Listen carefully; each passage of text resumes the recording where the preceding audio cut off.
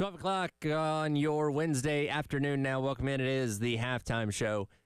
Tyler Head along with you here in the Herndon Chevrolet Studios. Terry Ford will be fashionably late within the next 3 to 4 minutes, as he always is. Plenty to get into today over the course of the next couple of hours. And I feel like there's no better place to start, though, than, of course, what happened last night out at Founders Park that almost I thought was going to stretch into this morning. Gamecocks end up taking down Presbyterian in a midweek contest, 19-14 the final score. And my goodness, 19-14 the final score. My goodness, a litany of runs put up between these two teams. You know, South Carolina comes out early in that game and puts up 7 runs in the top of the first inning, and you're thinking, okay, well this is the recipe for a nice little run rule game you'll get out of, relatively early, not have to use a ton of your arms, and ride that wave of momentum into the games against Alabama coming up starting tomorrow with a short week for that series next coming up in Tuscaloosa, and then just Presbyterian wouldn't go away. Like a cockroach that you just can't kill, Presbyterian would not go down without a fight, as they just kept themselves in the game. Going into the top of the 7th inning, South Carolina had a 17-6 lead. Now, of course, if South Carolina gets those 3 outs without allowing any more runs, that's a run rule because they're up by 10 at what would be the concluding or the middle part of the 7th inning. They wouldn't need to bat or anything like that. So, it looked like they were going to get out of it then. And then Presbyterian scores like 5 runs in the top of the 7th to continue to make things interesting. But South Carolina's offense was good enough to continue to outpace the Blue Hose to the tune of 19 runs on 15 hits and pick up the victory. And it's one of those things where you look at it, and yes, you had to use 9 different pitchers. But Coach Kingston talked about it after the game. It's a situation of more of an anomaly than anything else. It was raining, and just sometimes things go sideways. I will point to the fact that the prior week against Upstate in a midweek, you also gave up 8 runs, a fair amount of them in that game as well. So that's something that might raise your eyebrow a little bit. I don't think it's anything to be overly concerned about at this point in time. Now, again, you did use a lot of arms, including some arms that you would potentially be looking at this weekend, but none of those guys went super, super deep as far as their pitch count goes, so you should be all good to go for the series against Alabama this upcoming weekend that, again, does start tomorrow because of Easter, so everything's kind of moved up a day. So first pitch for tomorrow night's game coming up at 8 o'clock. Premium coverage will start at 7:45 right here on the game. And for South Carolina, with last night's win, you now have a 6-game win streak going, and that is incredibly valuable just from the standpoint of winning, but keeping that momentum going heading into another very important contest this weekend on the road in Tuscaloosa against an Alabama team that is coming off getting swept against Georgia this past weekend, that is looking to get themselves back on track as far as SEC play goes. And look, we know going on the road in the SEC is never easy. Every environment around the Southeastern Conference is going to be tough. There's a reason that all the road teams lost in the first series back a couple weeks ago, because it is hard. And for most of them, that was their first true test of being on the road this season, including South Carolina, because, again, Carolina had only played that one game against Clemson in the Upstate, and everything before that or since then was either at home at Founders Park or neutral sites. So now you have an opportunity to go into Tuscaloosa, having already had one rowdy environment in Oxford under your belt, where hopefully South Carolina will be up to the task and can pick up another vitally important series win this weekend. But the sweep against Vanderbilt this past weekend at Founders Park puts you in a more comfortable situation that, yes, regardless, you want to go in there and win 2 out of 3. But if you were to have lost against Vanderbilt this past weekend, you'd be looking at Tuscaloosa in desperation mode, saying, okay, if we lose this series and drop to 0-3 as far as SEC series go, then, man, we're going to have a tough time clawing away out of this one. But South Carolina sitting good at 1-1 right now in conference as far as series goes. And, again, a quick turnaround from last night's game to going on the road to Tuscaloosa coming up tomorrow night. Yeah, I mean, that is one of those Thursday, Friday, Saturdays we get every now and then through the schedule. And there's some more coming up at the end of the season, too. Yeah, and when that short turnaround, that's why you saw the bullpen get unloaded last night. And guys who you might not even see typically in the midweek got some run because of the schedule situation. And Kingston was asked, rightfully so, what his rotation is going to look like for this weekend, and he didn't announce anything officially last night. He did say there's possibility of moving some guys around. Coach West brought up a really good point to me because he said, you can keep Jones as your Friday guy, just have him start in game number 2. But even he said that's still on shorter rest than usual because he pitched on Saturday because you had a doubleheader against Vanderbilt. So things have the opportunity to move around a lot, and where you put these guys, I don't know exactly. I still think you keep Jones and Eskew at some point in the rotation. Asking a pitcher to turn around and pitch on shorter rest, I don't know if you do that, so you do have some options on the table. And West beat me to it. I'm figuring you keep Jones on Friday, even though you're right, he's going a day shorter because he pitched Saturday because of a doubleheader. You still put Jones on Friday at the earliest because you want to keep these guys as close to the rotation as you can. Sure. Probably go Eskew on Saturday, and then you might go what does Kingston call it? Maybe Becker / Johnny bullpen. Maybe. I don't know how deep you go because Becker threw in relief. Was it Sunday or Saturday? Hold on, let me see. It was one of those, but he I don't think he had a high pitch count. No, he did. He only threw 2 innings, I believe. Yeah, and you did go whole staff last night, but none of those guys went super deep. So if you did want to go with kind of a staff night on Thursday, you'd have that option too. Probably here's I'll throw out as I play manager / pitching coach. I would probably Becker to start on a pitch count again because you're bringing him back shorter rest than you like to. Bring Becker back. Or if you want to go innings, you don't want to go more than 3. Yeah. So, but I guess pitch count with Becker and see how far you get, and then you go back to Johnny bullpen, and then Friday you start Jones, and Saturday you start Eskew. Yeah, Becker pitched the final 2 2/3 on Sunday. Only gave up the 1 hit and had 3 strikeouts. So how many pitches did he throw? Let's see here, not a ton of wear and tear as far as that goes. Let's see. On Sunday he threw. As soon as my page loads, because always exciting. Pitzer went really deep, so he only threw, fantastic radio, 34 pitches. Oh, that's fantastic for 2 2/3, because if a guy's throwing an average of 15 pitches is what you want. Yeah. So that's real pitch economy. Right. So Becker would probably be ready to go Thursday, put him on a pitch count. Hopefully he can give you 2 to 3 innings, and then you kind of start to weave the bullpen in. Which we kind of thought he would emerge as that third starter at some point this season. But again, with what Pitzer did on Sunday, it's kind of hard to ignore that. And while he may not be able to slide into the rotation for this weekend, could still use him out of the bullpen later on in the weekend. But once you kind of reset things the following weekend, I imagine it's going to be hard to move him out of that third role. It's interesting this year that you might not have a guy at this point who wows you, like he goes on the mound and his stuff is first-round pick-like or anything. But it seems like you have a depth of options, and like you said, with a Pitzer or with a Copper, whoever all of a sudden pop for you, you ride the hot hand and see if the hot hand will keep going. But if not, we're talking about Becker coming out of the pen.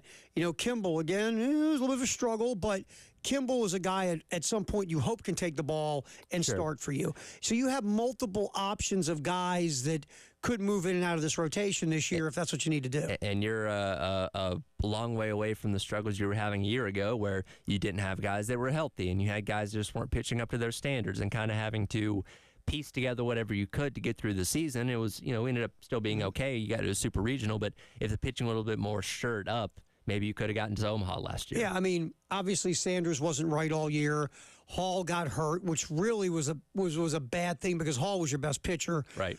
God love Mahoney, man. That's all I got to say. Jack made it through. Dude was the only one that kept it together.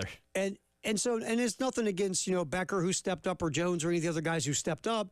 But those 3 guys, there's a reason that they were looked at the way they were by pro scouts. And this year you might not have, again, Sanders is, when he was right, could throw you upper 90s, and when he was right, had some secondary stuff where you went, wow, that's major league secondary. Right. But you have more of a depth of guys that you feel like if you're Mark Kingston can take the mound in SEC games and hold their own for you, if that makes any sense this year. Absolutely. And we're seeing the numbers. Look, yesterday that was a slow pitch softball game. I get it, right? There should be, that reminded me of those ones I played in where you got a beer sitting next to you in center field because you're going to be out there for a long time. Oh, yeah. From an entertainment standpoint, it's great. Oh, yeah. I mean, 33 runs is fun. But it's one of those things where the staff ERA will go up and things of that nature. But if you're following it and paying attention, you kind of just It's unloaded the bullpen with guys you might not even use in midweek because you have a short turnaround on Thursday. Let me ask you this question because you've been in radio a whole lot longer than I have.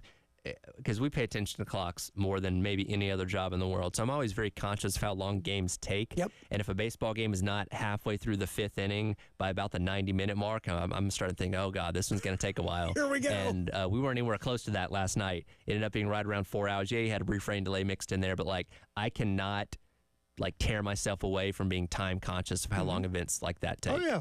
Oh, it's games like that. Again, look, when you're doing a baseball game, you're not tarring a roof. But when you're getting into that 4.5 hour mark there, and you've been sitting there, you're like, all of a sudden you're getting cotton mouth between innings because you've been talking so much. And yeah, it's a thing, man. Spring of 2019, Georgia and Clemson played a midweek game. 19 innings. Oh, the middle, so from the 9th inning to I think the 18th inning, all scoreless. That game took 6 hours on a Tuesday night. And I'll never forget this because that was when Coach Strickland was coaching at Georgia. He said it did not, because it went to like 2 a.m. It was a late game. And it said it did not occur to him how late it had gotten until one of his players next to him said, I got class in like 4 hours. And he's like, oh, I guess we have been out here a while. It's like, wow, the sun's coming up. This is weird. What time is it? Oh, that's funny. Because back then they didn't have, or I don't know if they even still do now, there was a curfew rule. There wasn't a curfew rule on how late you could go in the midweek, and they just kept on going. That's so funny. So at least it wasn't that. Yeah, but you're right. I mean, we stare at clocks all the time. That's what we do. That's our life. Oh, even outside of here, I can't. Clocks are our lives. And so, yeah, when you're cooking a midweek baseball game that's going like 6 hours, 5 hours, and last night went. I mean, when did I forget when they finally? 10:30.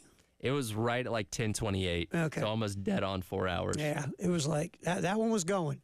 And so, you can't make too much out of what you saw on the mound because, again, that was a day where you just said, look, just want to walk out with a W. Sure. We'll figure it out. It might not be pretty. We might 10-run them if we're lucky. We're up 7-0. Probably if you're Mark Kingston, again, you don't hang your hat on anything, but you're probably hopefully sitting in the dugout going like this, man, we can 10-run this thing and get out of here. You were up by 11 in the top of the 7th and gave up 5 runs. Gave up those runs. Come on. We're gave so up close. Those runs, man. I know, because I had it on in the office upstairs, and I was like, man, they're so close. They're so close to, well, there you go. Okay. So when you're in there, I should have asked Jack about this earlier. You're in the press box, you're writing the story like South Carolina run rules Presbyterian in 7 innings and then delete. Nope. And again, it's an easy living being in the media. No one's saying it's tough or difficult. You watch games and you write about it or you talk about it.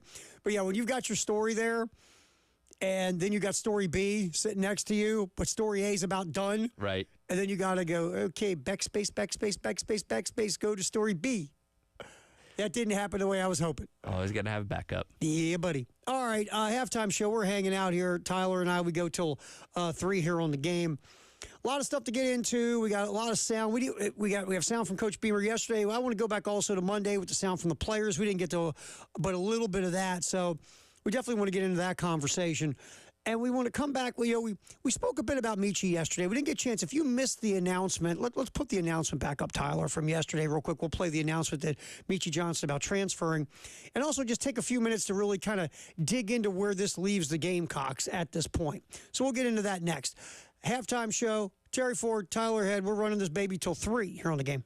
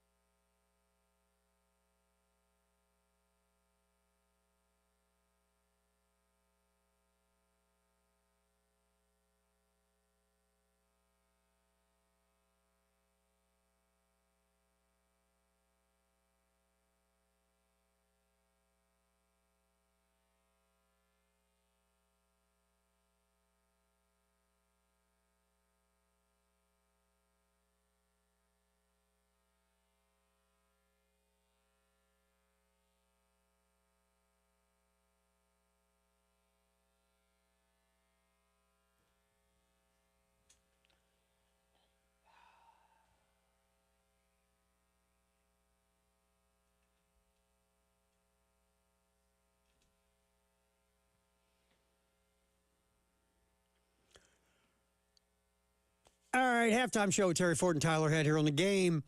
Obviously, Meechie Johnson making his announcement on social media that he will be transferring from South Carolina. Ohio State is what all the buzz is about for Meechie. Going back where he had left before to come to South Carolina. And the team that got bounced out of the NIT last night by Georgia. Wow, look at that. Tell you what, the battle for number 69. Oh, look, I know nobody cares about the NIT. I just think it's funny that it is similar to the Sugar Bowl, they missed on a last-second field goal. I hate to be mean about it. Again, I grew up rooting for a basketball school. Sure. Not a football school. He grew up when the NIT actually meant something. Back in the old days when they had those peach baskets, no, the NIT meant nothing. Even when I was really? No, it never meant. It was always the NCAA tournament. And honestly, when Maryland, if they didn't make the NCAA, the season was over. Right. I didn't care about the NIT. Maryland could have gone on could be the UCLA of the NIT. Yeah. I wouldn't have cared. Nobody cared. It's like, oh, I didn't get NCAA tournament invite. All right, we'll see you next year. No one cares about the NIT. They just didn't.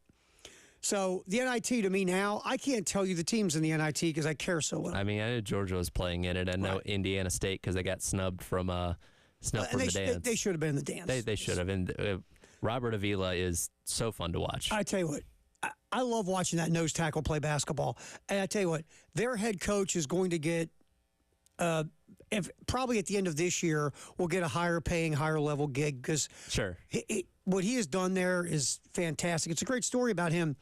He grew up a tennis player. Oh, all right. A little short guy. Yeah. He grew up a basketball player, grew up a tennis player. Then once he realized he wasn't going to be a pro tennis player, then he started getting into basketball. But he started late in his love of hoop. And now you look at him, he's been one of the best coaches in America this year. For sure. I mean, they legitimately had one of the highest win counts in the country, which again is all the more frustrating that you lose your conference championship to a good Drake team, and then you're out. Sorry. Well, and that's the problem with me. Again, no offense, you're out, Virginia's in. How'd that go? Yeah. And Indiana State's fun to watch. They run really good offense. Like you said, Avila, if you've never seen Indiana State, just YouTube an Indiana State video this year and you go, who's the big dude with the goggles or whatever? He's the classic case of he's the new kid at the high school that's just really big, and then the basketball coach finds him and is like, you're going to play for me. I've never played basketball in my life. I don't care. Don't care. I'll teach you everything you need to know. We'll start with this round ball, this orange round ball. Stand under the rim and put your arms out. That's all I need you to do. Yeah, just don't move. So, Meechie heading back to Ohio State. And we talked about it from the Meechie angle yesterday. Let's look at the South Carolina. First, let's hear Meechie's announcement if you missed this. Rack it up real quick, Tyler, for us. But yeah, just want to say I appreciate all the fans out there from USC, bro. It was a great 2 years. You know what I'm saying? Great 2 years. And definitely had some of the most fun I ever had in my life. You know what I'm saying? Coming there. But at the end of the day, where we at now, I just got to make the best decision for me. There's going to be so many talks, you know what I'm saying? He was talking to these people, doing this, doing that. I haven't talked to nobody yet. I haven't did. At the end of the day, like I said, most people don't understand. I love South Carolina. I learned a lot about coming out here. And I appreciate the university for everything. You know what I'm saying? Coach Paris, the whole staff, everybody, they really took care of me, made me feel like family. Every game, everybody made me feel like family, especially being so far away from home with everything. But yeah, I mean, a lot of people going to say what they want, like I said. People going to talk about loyalty and stuff like that. At the end of the day, most of y'all not in my position, so y'all not going to understand, you know what I'm saying, what it is, and, why certain things got to be done. You know what I'm saying? At the end of the day, like I said, I got to do what's best for me and my family. And that's that, but all love still with SC, everybody here. All love with the coaching staff. You feel me? Like I said, they took care of me since day one. Everybody, took me in since day one. And at the end of the day, I had to get all this on my own. People gonna say what they want, but I had to make a name. I had to do this. So, like I said, all glory to God still too. And yeah, man, I'm sorry. Some people gonna be hurt. Some people not gonna understand. But again, it's the best decision I had to make for me and my family. And there's no bad issues, no bad blood. But South Carolina, you know what I'm saying? South Carolina was great to me and my family. If anybody come here after and not making a bad decision, Coach Paris is a great coach. He's very, very good at being able to develop players and take their game to the next level, which he did with me. So, again, all love go to them. Well, it's interesting. I mean, you think about for a minute, you're leaving a team that made the NCAA tournament and was in the mix to win the SEC regular season. Right. And won a game in the SEC tournament to a team that hasn't sniffed the NCAAs in a few years that's going to be retooling / rebuilding with a new head coach. So really, you're leaving a program that right now is in better shape than the one you're going to go to. Yeah, and it's a South Carolina program where you kind of knew what your spot was going to be here. And yes, they were going to go out and get some guys in the transfer portal to replace the likes of Mack and Talon Cooper, but you had your spot solidified where hopefully you were going to develop and be maybe less streaky coming up next year and help this team make another run at the NCAA tournament. So now you're gone to an Ohio State program that, again, you're very familiar with, and you're obviously familiar with the coaching staff from your previous stop there and get to play closer to home, but the uncertainty of exactly where you're going to slide into this team and what it's going to look like is maybe the bigger question mark here. Yeah, and from the South Carolina perspective, you're losing Mack, you're losing Michie. Obviously, you lose Cooper, to me, is the biggest loss. Stephen Clark is gone. I mean, yes, now you're going to go out. You need a point guard.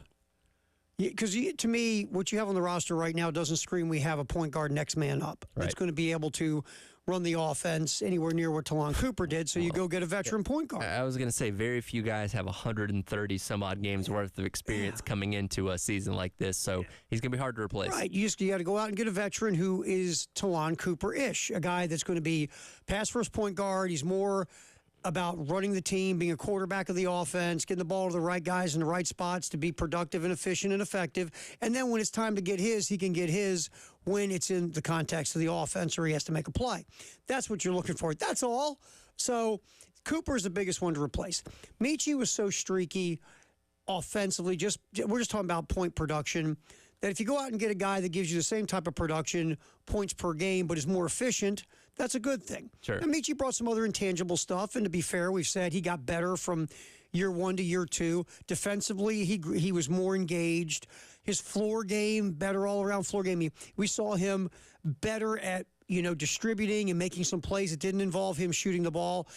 So Michie was better all the way around. But again, if we're just talking about points per game, you can go find that, and you hope you find someone who's a little less hot and cold. Yeah, and there's a lot of names that are already being out there of guys that are looking to South Carolina that Coach Paris and company are having conversations with. And look, it's not going to happen overnight. It's going to be a process. But South Carolina has made itself a whole lot more attractive with what they did this past season to bring in these potential recruits. There's no doubt. You're in a much better place to bring in production just as good or better.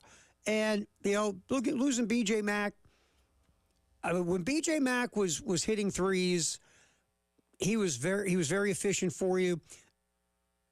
And what you'd love to have is a more athletic version of B.J. Mack. Sure. Does that make sense? Yeah. A guy that can score outside, but can also, when the situation arises, can also score inside. And maybe a little more consistent from the outside. And look, Coach Paris said, I'm happy with him putting up these shots, but he was hot and cold when he was it came another to guy that was shooting threes. inconsistent. I mean, that was the thing. When Mack, if you look at the numbers, forget watching it, I mean, his numbers were down shooting from three this year compared to the last two seasons, percentage-wise. If he could have made, 37% of his threes, 38% of his threes, I mean, that's really where he wanted. But again, he was very streaky from three. And you saw it. Really, for a guy that big, I mean, he did his best to operate in the paint. Right. You could see, though, he was much more comfortable in the three-point line. Sure. So if you can get a more athletic version of B.J. Mack, that would be nice. Obviously, a more consistent two-guard regarding, not so much streakiness. And you got to go out and get another Talon Cooper. That's it. You got that, Tyler? You got the list? We good? Oh, yeah. That's easy. Heading to the store now. Okay, good. Transfer portals are us. All right, we'll get back in here. Shane Beamer talked to the media yesterday. We fired up some of it, but there's something I want to get to that we didn't get to yesterday. Shane talking about the size of his wide receivers, because we've been yipping about that all off season. So we got to get to that next. What Coach said about the wide receiver room, that is happening on the halftime show. Terry Ford, Tyler Head here on the game.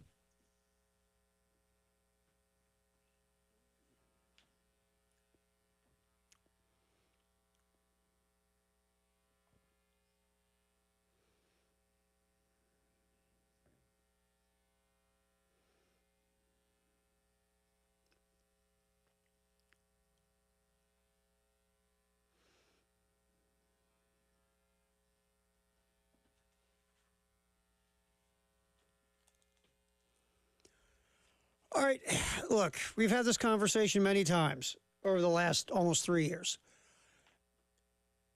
If you're a guy and you're getting older and you just don't feel right anymore and you're concerned, what could it be? I mean, geez, am I falling apart? Could it be something health-wise? It might be just low testosterone. That's all. And that is fixable and treatable. The first thing you do, though, 803-875-MENS. You call the Men's Clinic of South Carolina. You set up a free confidential consultation with Dr. Dan and the staff. You tell them your story. They actually listen to what you say. And if they think it could be low testosterone, they'll do some lab work. If it comes back low T, they'll put you on a program specifically built for you that will get you back to feeling like you again, to help you out in that low testosterone situation. Again, 803-875-MENS. It's the Men's Clinic of South Carolina. What do you got to lose? You might just start feeling better. Give them a call.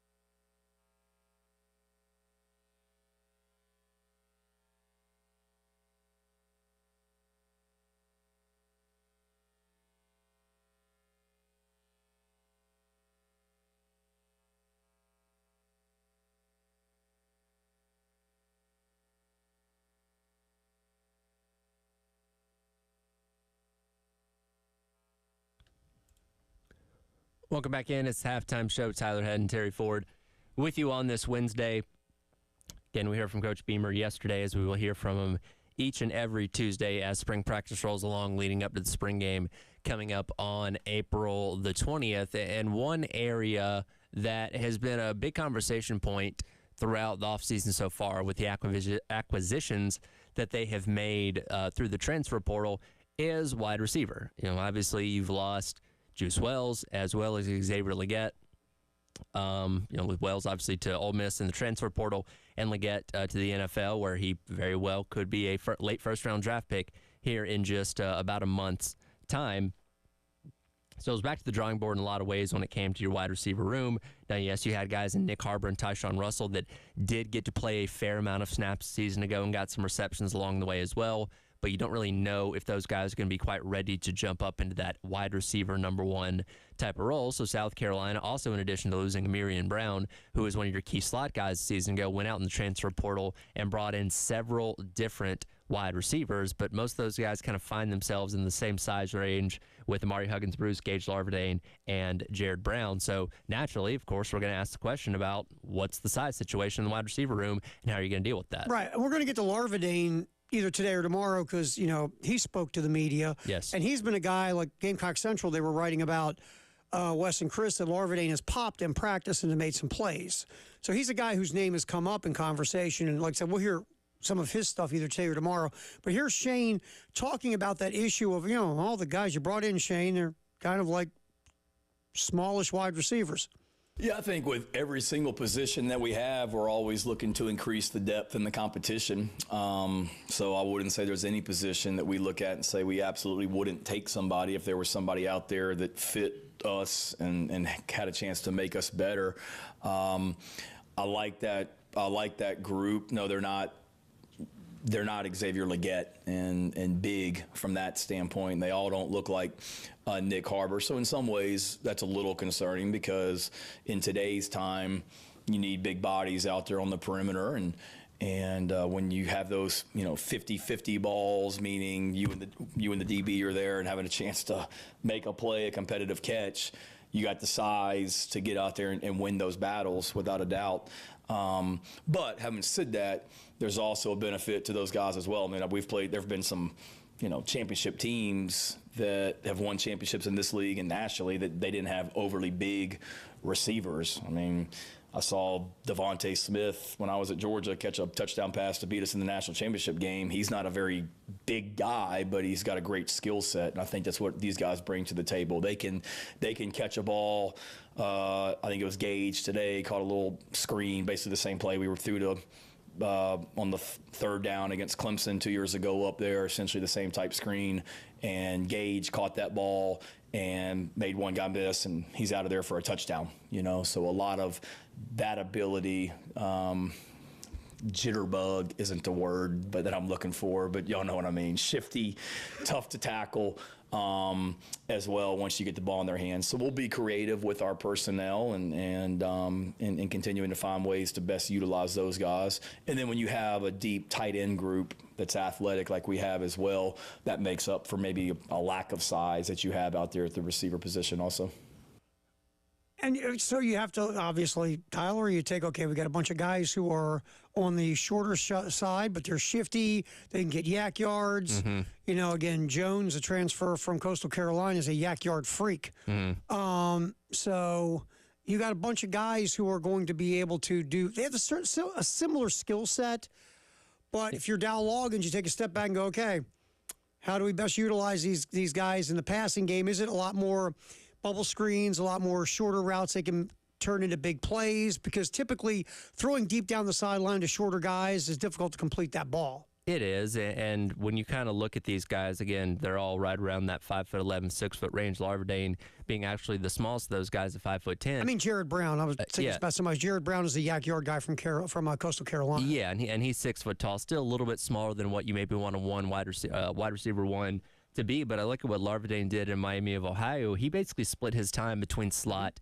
and being out wide. So while, yes, he's maybe not the guy that can go down there and catch contested deep balls, you can trust him to be on the outside and use him in a variety of ways with that quickness, with that elusiveness that he does bring to the table. So this is an opportunity for, if they don't add anybody in the transfer portal, which is entirely possible, Sure, because you have another cycle coming up after spring practice concludes. If they don't add somebody, or if they do and you just want to continue to feature Larvadain in that way, it gives Dow Loggins the opportunity to be very creative with his wide receiver room. And the good thing about these type of players is that you can move them around the formation. You put them in a slot, you put them in motion, you can run them out of the backfield, cause mismatch opportunities. There's a lot of ways to use them. There's just, and like, Shane brought up, when you have guys around 6'5", 11", throwing 50-50 balls down the sideline typically is not the way to be the most explosive or efficient. So, Sure. But there are a lot of other things you can do with these type of, and Shane's like jitterbug, make you miss kind of guys, whatever. You can do a lot of things with them because they have a really nice skill set that you can take advantage of. Right. So we'll get more into that. We'll hear from Larvadain here in just a little bit as well in the 1 o'clock hour when we talk football, and more football. Also in that hour, by the way, Matt Miller. God love Matt Miller. 7-round mock draft, 257 picks. We'll tell you where Gamecock players landed in Matt Miller's mock draft in the 1 o'clock hour. We'll do that like straight up 1 o'clock. Wonder how accurate he's going to be. Not accurate at all. Isn't Kuiper's like percentage like 8 or 10 or something like that? Yeah, these guys, we want to hold it up and compare it to Joe Lunardi. No comparison. No, Joe Lunardi almost gets the whole field. Knocks it out of the park. There's a reason, like, ESPN uses several different mock drafts, but like they only use one bracketology, and that's Lunardi. He is a doctor of bracketology. I think he has a plaque. Probably. It calls it, he's the doctor of bracketology. The guy's ridiculous. And again, mock drafts are harder to hit than the NCAA tournament bracket, but still, Mel Kiper's under 10%. None of these guys go over like 10%. Yeah. It's very difficult to try to nail a mock draft. And people always get in their face about it. It makes me laugh. Well, and look, the first round is the easiest round because you have certain guys like, look, we know Caleb Williams is going to go to the Bears. Like, that's not hard to figure out. And you can usually kind of figure out the other quarterbacks past that, as well as some key guys based on what teams need. But when you get in the second, third, fourth, and past that, teams are trading. Teams are like, okay, well, they had this guy, but he's off the board. Now they go with this guy. Like, I would, there's probably a number out there.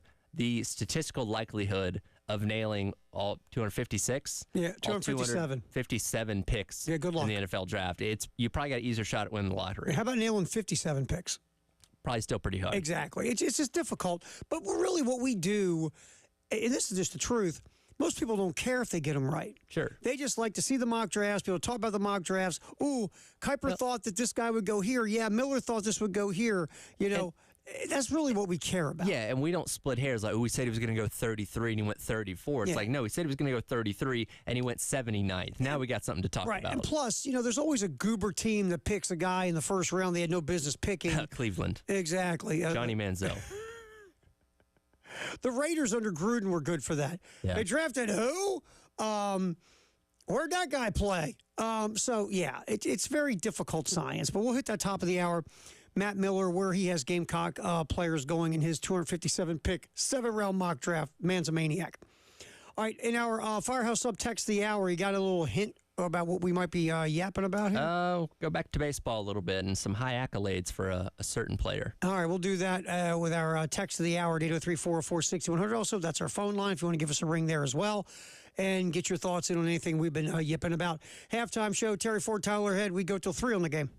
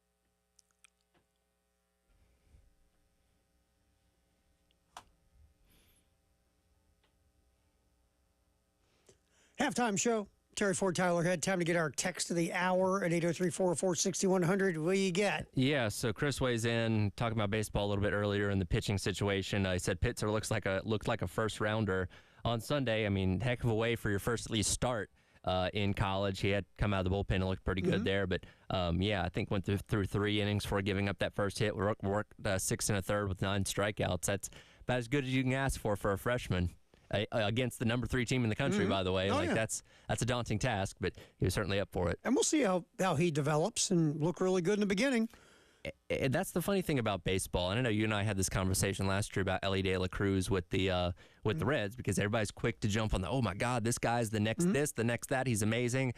Give it a little bit of time. Let the league figure him out, get a little bit of tape on him, and then see how he performs. Same thing with the SEC. Like, okay, he's had his first start. It was amazing, but he may not start this weekend against Alabama, but as you get later on in the season, facing more and more tough teams, let's have a little bit of tape on him. How does he pitch in those situations? Exactly. It's like the old saying was, let the league get a book on him. Yeah. Get a read. Go around the old saying was, let him go around the league once, and then we'll see what you got. And, yeah, I mean, pitcher looked really good. But now that teams have seen him pitch, they got video. Forget a book. Now we're in 2024. They got video on him. Right. So they'll be able to take a look at, okay, what's this guy throwing? Would he throw well? What kind of secondaries? Does he have velocity and movement? Not only video, you got advanced analytics to break down every nuance of every pitch that he threw in that game. You can frame by frame watch everything he does. What they do, especially with pitching, now they do it with hitting too, but especially with pitching, how they break down a delivery now is ridiculous. Oh, yeah. It's insane. It just, you watch it. I've seen this. I got to watch it once, and I was like, oh, my God. Do you ever, and obviously you and I both played baseball growing up, where you, watch how, specific things are in baseball, and you think back to when you were playing as a kid, and it's like, I was just out there swinging at the ball and trying to catch it in the outfield. You know what I mean? I didn't know it went this deep. Yeah, I mean, I'm just playing ball. That's right. You know, the funniest thing, too, is, and Moneyball, I mean, again, the movie, and kind of makes fun of old school scouts. Hey, he looks like a ball player. Yeah, but he can't play ball. But he looks like a ball player. But his arm is hanging down at his knee. Man, you see that guy? He looks like a cleanup hitter. Yeah, he can't hit it if you throw it underhanded from 5 feet. Yeah, but he looks like a cleanup hitter. We can make him one. No, but he's chewing tobacco, and that's a ball player. Exactly. But, you do think, some of these old school scouts, what analytics is really in a lot of ways is backing up some old school scouting. Sure. Like, for an example, if a scout walks up to you back in the old days and says, hey, man, it's the old saying, you're putting your foot in a bucket. Yeah. It means you're pulling off pitches. You're pulling off a pitch. That's a scout's eyes. Or a scout says, when you're hitting really well, your hands are up higher. Now your hands are low and your swing's off, or whatever. Yeah. Now all you do is you say to that guy, you walk in, you hit video, you go, hey, watch this. Your hands are screwed up. When your hands are higher, you hit better. Watch. Okay, when your hands are lower, your swing's off. Watch. Yeah. And now you've got this physical proof that you can see with your own eyeball what that scout's telling you, or now the analytic guy is showing you what the old school scout said, but now you just have the video evidence to back you up. And guys are learning this at much younger ages too now, where, you can go to these hitting coaches when you're 6 and 7 years old, and they're working on mechanics, where, again, just as a kid, we just showed up at the park and we swung at pitches that we thought were strikes. And it wasn't too much to it past that. And again, I'm not that old. I'm only 27 years old, but, I think about the kids that are coming up now that are going to these camps and in travel ball and, paying thousands of dollars for these hitting coaches. When they get to the major leagues in, 15 to 20 years, it's going to be a whole different dynamic. And the other part of it was back then we would just copy the stance of our favorite player. Oh, yeah. My new stance, what? Man, I was watching this on TV. I'm going to hit like my guy. And that's what you did. I used to, Ryan Langerhans played for the Braves. Right. And he had probably one of the lazier batting stances where it literally just looked like he's sitting there with the bat on his shoulder. And I was like, I'm going to try that. It worked for a while. But it was just he never had any power behind it, because he's literally just almost standing straight up, and then we kind of crouch down as the pitch is coming. But I tried a variety of different things. Same here. I saw somebody do it on TV or a video game, and that's what we did. We saw it. You copied a stance. I was a huge Orioles had a guy named Eddie Murray who's in the Hall of Fame now. Yeah. And Murray was my favorite player as a little kid, and I'd copy Eddie Murray's stance. Hit just like him, by the way. Oh, yeah, totally. Oh, yeah. Well, he was a switch hitter, right? And I'm left-handed. Yeah. So I tried to go hit right-handed, and that didn't really go well. I think it was Julio Franco with the Braves he would hold the bat up really high and have it looked ridiculous, but it worked for him. And he played till he was like 90. So that was another one that was like fun to imitate, wasn't always successful with it. But because, you know what, he held it a certain way, but then, you know, first of all, his bat's a little quicker than ours. Yes. And two, he would get it in a hitting position that you never even thought about. You just held the bat really high and swung like, it, I'm right? just going to swing from here. You're Like, no, he actually gets into a proper stance by the time the ball gets there. He gets him that trigger position and hitting position, and you're just copying him, have no idea what that is, and you're like, oh, don't get me started on trying to pitch sidearmed. Oh, I can do that. It was funny, real quick. When I was a kid, because I'm left-handed, every time you change classifications or change leagues, you know, coaches go, "Oh, you're left-handed. Let's put you on the mound." Right. I go on the mound. I throw 10 pitches. 3 broke windshields. 2 took out the assistant coaches. 1 hit a parent, and the other knocked out somebody's dog. They were walking. Then they said, "Hey, Tara, go back out in the outfield. Thanks for stopping in. We appreciate it. Good job." But every time, I'd walk out like this, Tyler. Here we go. All right, let me throw a few pitches, and you put me back out in center field. Thank you. All right, we'll come back into football. The mock draft. Where's Spencer Rattler, Xavier Legette? We'll take a look at that from Matt Miller of ESPN next here on the Halftime Show.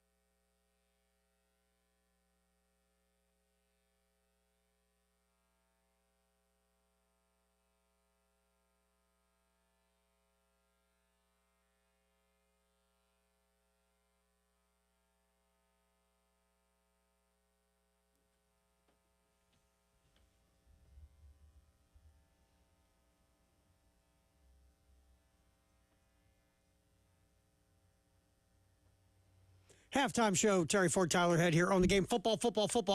Sponsored by Atlantic Windows and Doors here on the game in the 1 o'clock hour. All right, we'll get to, in this hour, we're going to get to some sound from Lenora Sellers and also Luke Doty. You'll hear from some quarterbacks and also our wide receiver buddy Gage Larvadain, whatever. It's okay. I messed it up the first time, too. Yeah. How about just Gage? Sure. Let's call him Gage. Shane called him Gage. Yes. Didn't go Larvadain, did he? All right, so we'll hear from those Gamecocks in this hour. But first, we'll start off with the mock draft. Matt Miller, God love him again, 257 picks, 7 rounds. And we'll get to the Gamecock players first. And then we'll go into the rabbit hole of the top of the draft. And it's interesting because there's some folks now that are talking about the 4 spot in this draft as being something. I don't think this is going to happen, but we'll get into it. But first, let's start. The highest picked Gamecock, to no one's shock, Matt Miller has Xavier Legette going at 33, just below, the start of the second round, first pick of the second round, Legette. And, I look at it, and there's a run on wide receivers in Matt Miller's mock in the bottom of the first round. Mm-hmm. Starts roughly at 30 with Ladd McConkey of Georgia going to the Ravens.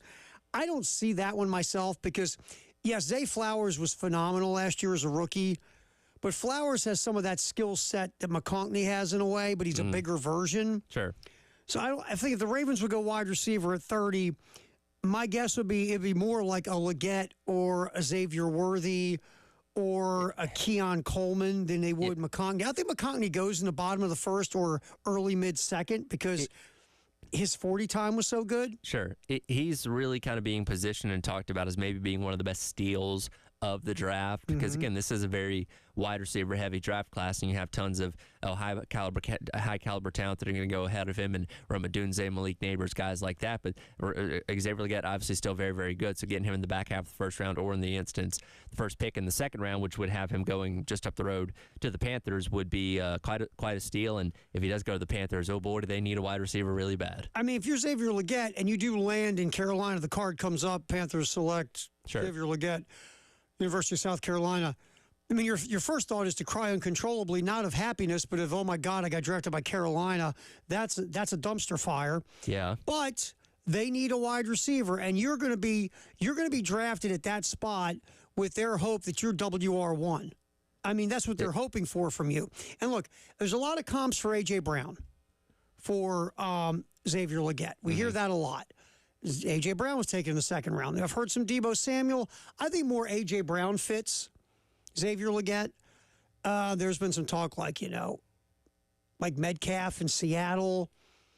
I think A.J. Brown's about the best comp when you talk about Xavier Legette. And Legette, at the combine went 4.39. So, he had speed. He's got size. We've seen him return kicks. So, he can, do some things after he makes the catch. We saw that last year, too, with some big plays, like the crossing route ends up being a 75-yard touchdown. I think, look, if Xavier Legette, and this is not just Legette, it's 90% of wide receivers coming out, if Legette can improve the route tree and learn how to run routes and, make himself available when it comes to being open because he can run the route tree, to go with what we've seen, Xavier Legette could be a hell of a pro. Yeah, he could be. Absolutely, and that's kind of the one knock on him is that maybe his route running needs to be a little more defined once you do get him into whatever team's going to end up picking him up. But I think that's kind of one of those things when you look at his athleticism and the skill set that he brings to the table, whatever team that drafts him is like, oh, yeah, we can get him in here. We can get him up to speed on that, and he'll be good to go by the time the fall rolls around. Yeah, if Legette puts the work in to be a better route runner, he put the work in at South Carolina here. You saw when he got locked in, started to work as hard as he did, look what he ended up making himself by the end of his career. And his, one of the biggest praises people loft his way is his mentality and his 110% in practice. And I get, that can be cliche, and we hear that about a lot of guys, but from all indications, Xavier Legette never had a slow down button. Like he was all go all the time. And, he's still raw when it comes to route running. But again, a lot of wide receivers in college are, because college offenses don't have a lot of the route tree concepts you'll see in the NFL. Right. So when we say that about Legette, I mean, that's not a knock. That's just reality because a lot of wide receivers come out. The opposite. Look, your boy Ladd at Georgia gets lauded for his route running. Sure. And for how good he is as a technician at wide receiver. Then when all of a sudden he ran that 40 time, everybody went, oh, my God, because he was already quick. He's a smallish guy. Yeah. So everybody says slot receiver. And that's probably where he'll end up unless he gets bigger. But what made everybody pop on McConkey was, oh, my God, look at that speed. Because you could see the quickness when he plays. Sure. But he's not the biggest dude in the world, but he's going to end up, I think, landing somewhere near the end of the first round because of, again, the Underwear Olympics, he ran really well in the 40, wearing his clogs. Yeah, and he has that elusiveness, his ability to create separation, and just kind of did a little bit of everything his time at Georgia there. But just kind of one of many, high caliber wide receivers that can come out in this class, which again I think lines up Xavier Legette to maybe be a steal for somebody whoever ends up getting him. Okay, Spencer Rattler and Matt Miller's draft. I've been saying this for a while. I think Rattler lands in the third round. Depending on how this thing goes, maybe he could land in late second, maybe he lands early fourth, wherever. But I really feel he's a third round guy because quarterbacks always get overdrafted. Sure. And especially the way this thing can play itself out, and we'll get into that in a minute. But Matt Miller has Spencer Rattler going early fourth round, third pick of the fourth round to the New England Patriots. Now, the good news is Matt Patricia is not the offensive coordinator anymore with the New England Patriots. Right. The coaching staff has changed. A lot of the ideas. Look, no one's going to sit here and dump on Belichick. He's to me, still the greatest coach of all time. But let's face it, that offense wasn't what you call cooking near the end of the Belichick era. There's going to be a new quarterback. I'm guessing the Patriots could take quarterback at 3. So looking at this, they have, I'm going to mess up the name, but they have that offensive tackle from Penn State, not Joe Alt, the other guy. Who was really good in the first round. So maybe they're looking at somebody in free agency or signing somebody, but you would think they would get a quarterback in the first round, but according to this guy, they don't have him doing that. But the thing is with Rattler, where you want to go to a place where if you get to sit for a year, you sit for a year or two, and you could get an opportunity at some point. Now, New England, like we said, they're picking very high in the first round. And if you look at Matt Miller's mock and what they're doing way up in the first round, and that's where we'll scoot it up here. You look at New England in Matt Miller's mock making a trade. You see them trading out. Minnesota goes up and gets Drake May. Right. And then New England drops down into Minnesota spot, which I believe is 11. Yes, and then they take, Fashanu, because I'm not going to try his first name either. Fashanu, the offensive tackle at Penn State. So basically New England trades out of the 3, drops down to the 11, drafts. Look, there's 3 offensive linemen in this draft that should go in the top 10. 2 of them for sure, barring injury or, I don't know, some kind of weird mental event. Those guys should be long-time starters in the NFL. Alt at Notre Dame, and this kid, Fashanu from Penn State. Oh, wow. Yeah, they have all the intangibles that should make a good offensive lineman. And their performance in college, like the Penn State kid, Fashanu, in his career, where is it?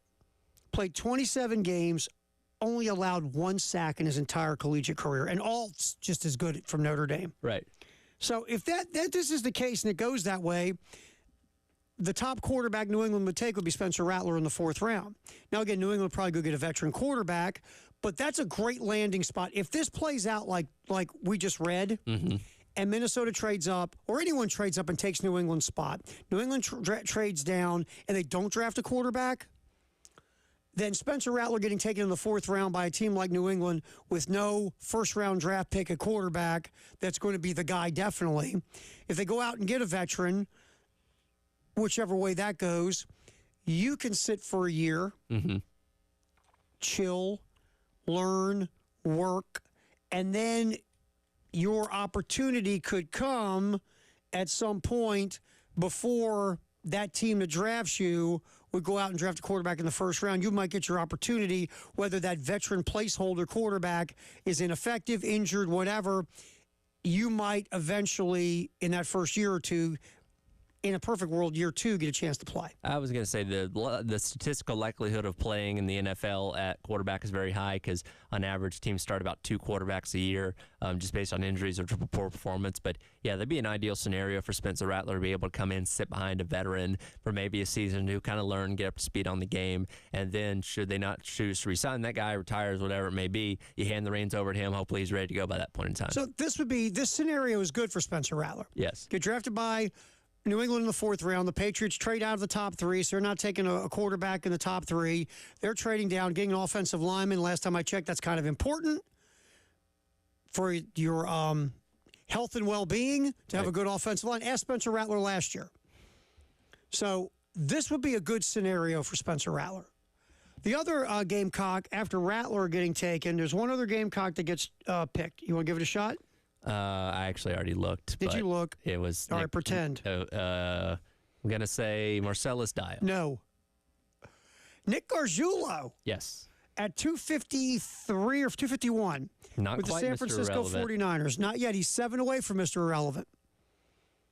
So 251, Nick Gargiulo, 7th round, going to the San Francisco 49ers. And again, we've seen Nick Gargiulo in person here. He is very big. Yes. He has the type of size that you're looking for. Again, his year at South Carolina was not perfect. He was one of the few guys that did not get hurt on the offensive line, so there's that. But obviously very smart. Dude went to freaking Yale. Yeah. I imagine that literally could be the difference between him being an undrafted free agent and getting picked up at the end of the draft. Just the fact that this dude is smart and you're not going to have issues with him from that standpoint.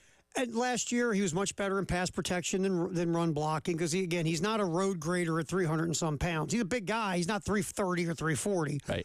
So he is a player that can play center, play both guard spots.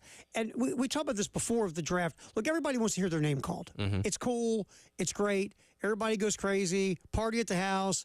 Mom and dad cry. Girlfriend's like, oh, wow. Yeah. I'm dating like a guy who got picked in the NFL draft. This is cool.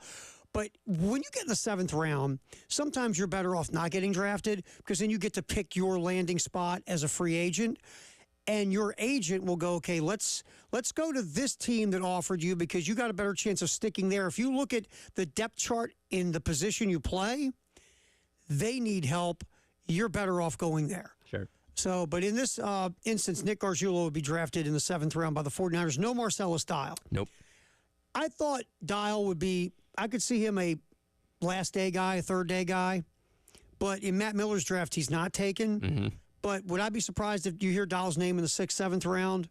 No, not at all. No. But in this draft, he's not selected. Top of the draft, real quick, to the surprise of no one, Caleb Williams, picked by the Bears. And yes, the Bears have made it a mission statement to screw up this position over and over again in their history. Well, we're going to get it right this time. You think. That's the message each time, right? Yeah, we got the right guy. Mitch Trubisky is the right guy. Justin Fields is the right guy. All right. Mitch Trubisky or that guy at Texas Tech? Mitch Trubisky. Let's take Mitch Trubisky. That guy at Texas Tech, he's throwing from all these arm angles, and he's in one of those goofy college offenses. But Mitch Trubisky has started 10 games in his career. Hey, this is the guy. That guy at Texas Tech talks funny. Yeah. We don't want him in Chicago. Yeah, played baseball, and we don't want those crazy Texans here. So this time, the Bears hope to get it right. I will give them credit for one thing. They got DJ Moore, obviously, from the Panthers last year at this time. They went out and acquired Keenan Allen, who is a really nice receiver with the Chargers. So the Bears are trying to put weaponry around Caleb Williams. All right, football. Let's hear from the Gamecock quarterback, starting with Lenore Sellers next on the game.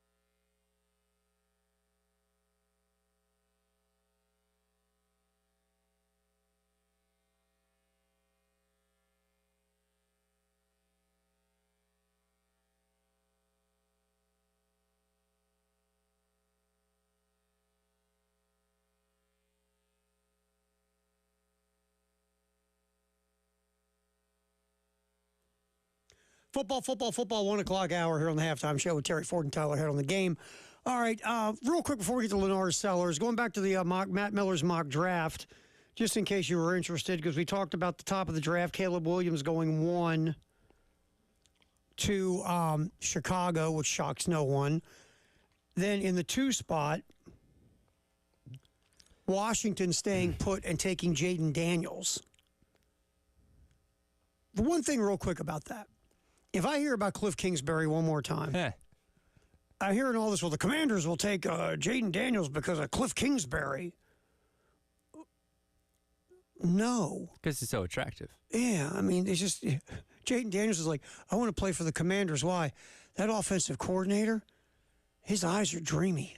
Well, that's what they always said about him in college is like, well, what kid wouldn't want to? No, it's not that the kid wouldn't want him to play for him. It's the mom would tell the kid, you're going to go to Texas Tech. You're going to play for that man with the nice eyes. Yeah, you're going to play for that man with the perfect hair and the nice eyes. I don't care that they went 5-7 last year. You're going to go play for him.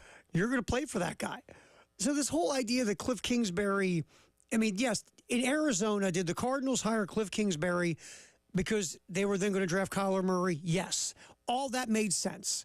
Remember, Kingsbury, Kyler Murray connection going way back to Murray's high school days in Texas. Right. So, yes, all that makes sense. But in this case, no. No. This has nothing to do with Cliff Kingsbury. This has to do with Jaden Daniels.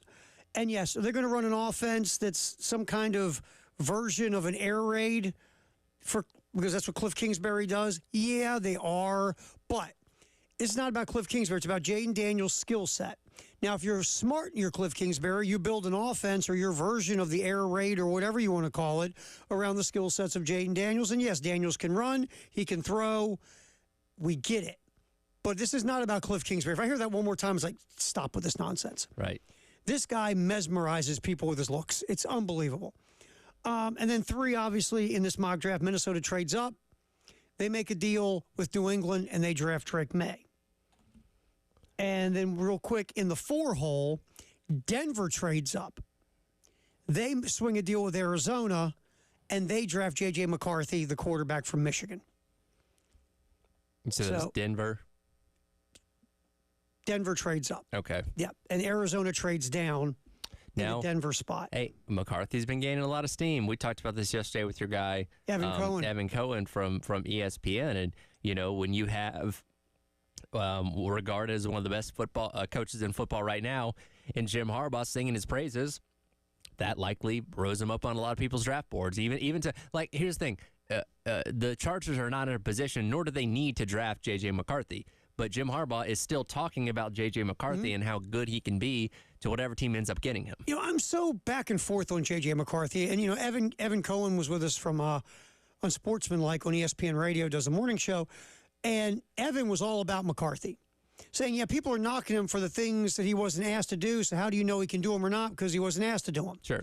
And I see where he's going. With J.J. McCarthy, I know that offense didn't ask him to do what these other guys have been asked, like a Caleb Williams or a Drake May.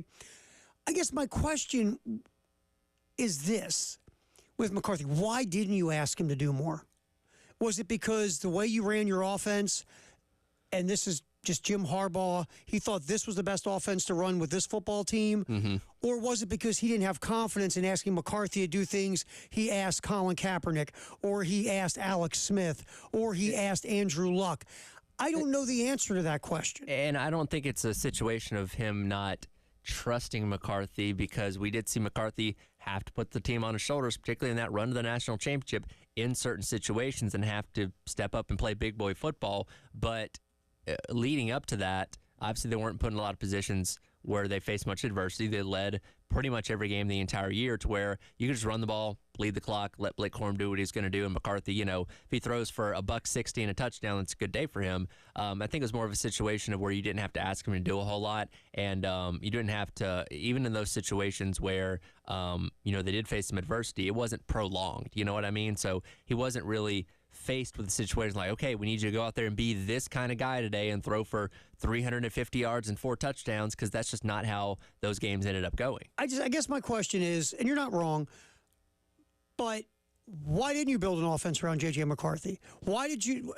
Because Southern Cal's offense is built around Caleb Williams. Sure. Drake May, North Carolina built. But here's the thing: you built your offense around Blake Corum, not J.J. McCarthy. Now, again, is that what you, Jim Harbaugh, thought was the best offense to run at Michigan with the collection of players you had for a reason that had nothing to do with J.J. McCarthy? That's a question I can't answer. Sure. I don't know why Jim Harbaugh didn't say, I've got this quarterback with mad skills. He's massively accurate. He's mobile. He's savvy. He's this, he's that, he's this. Someone build the offense around the running back. Yeah. That's that's my biggest question, because in today's football, and it worked, won a national title. Yep. But in today's football, that's the opposite of really the way everybody thinks, is if you've got a quarterback so uber goofy talented, you build the offense around him first. But at Michigan, they built the offense around the running game first. Now, again, it worked on the collegiate level. That was fine. But what we're talking about now is the pro level. And in the NFL, you don't build offenses around your running backs. Titans tried that. How many Super Bowls did they win? Exactly. The point is, you're going to build an offense around J.J. McCarthy. And I come back to this question again. Can you build an offense around J.J. McCarthy? Because it wasn't done in college at Michigan. Right. Again, I see the physical skills people are gaga over. I just don't know. Sound fair? I just don't know. I think you're fair in that. All right, Lenore Sellers, real quick, talking, and we're going to get more Lenore Sellers after on the next segment as well. This is interesting. A lot of noise has been made of Lenore Sellers, right? Here's Lenore Sellers. What does he do about ignoring outside noise about Lenore Sellers? Just that, like, anything can happen. Like, I can go out there and just, like, completely just, like, not do what I'm expected to do and just, like, you know what I'm saying, you can lose a spot or anything. Not really lose a spot because nothing is set in stone yet. But it's like you just have to just try to get better every single day. So that's what I'm going into thinking. And which is the correct way to think about it. And because he hasn't lost a spot. He hasn't earned that spot yet. Right. And there is a lot of noise. I mean, we made noise. Remember, we watched him in the press box, and the few times you saw him, he'd make a play where you go, wow. Oh, bleep. That was wow. He just ran for 40 yards, a 40-yard touchdown. You see that throw he made down the field for 50-some yards? You see this? You see that the little pockets of what you saw from him, you were just wowed. But you didn't see a lot of him, and you only saw him in certain situations. And you didn't see him against a high-level defense or anything else. But what we saw, we all went goo-goo over. And for him, it's very smart to block all that out. Because it's very easy, especially when you're, 19 years old? Yeah. It's easy to walk around going, can somebody help me get my head through the door? It's stuck. Can you help me, please? So Lenore Sellers, that's the smart way to look at things. All right, another one real quick. Lenore Sellers, cut 4, now asked to be a leader. I'm just really bringing other guys along with me. Like, I try to do the right thing all the time, so it's just like bringing those other guys with me, and then like being more vocal too. I'm not really like a loud vocal guy, so it's just like that was a step that I had to take, like talking in front of the team, talking to like coaching staff and stuff, just building new relationships really. You know, it's interesting about leadership, and you know this, Tyler. You can't phony leadership. No. Either you got it or you don't. And if you do, like, quarterbacks have to be leaders now. You just have to be. All the successful quarterbacks on successful teams that do really well, quarterback has some type of ownership or leadership, right? Right. So that's what you need from your quarterback. And how Lenore Sellers does it, okay, maybe he's not a big yapper, but just you lead by your example. First guy in, last guy out. Doing all the things a leader needs to do on a football team, accountability, things of that nature. Right. So you just got to be you, though. You can't try to not. You can't go, I'm going to be just like Spencer Rattler. You can't do it. You got to be you. I will get some more Lenore Sellers and also hear from Luke Doty in the next segment. His path has gotten quite interesting in the last couple of years. So hear from Luke Doty, more Lenore Sellers as well. Halftime show. We're doing football, sponsored by Atlantic Windows and Doors this hour right here on The Game.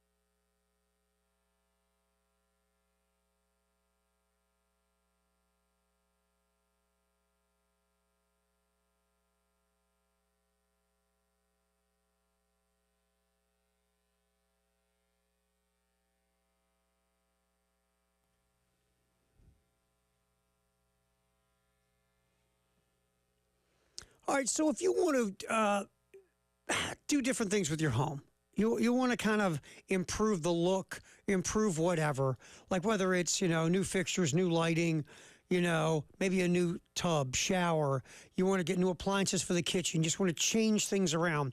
Are you going to go to Walmart and talk to Jimmy who's got the earbuds in? Hey, Jimmy, what do you think about this? Jimmy, can you show me a shower or a bathroom? Or, hey, you got any faucets, Jimmy? Yeah, they're over there right by the tires and the ibuprofen. No. You're going to go to an expert. 70 years of expertise at the Nest at 1331 Gadsden in the Vista. Call 803-978-2025. Set an appointment. Talk with the experts there. If it's kitchens, bathrooms, lightings, fixtures, they will guide you. They will take your budget and your taste and your thoughts and build up a program that is specific for you to improve your home. It's the Nest in Gadsden.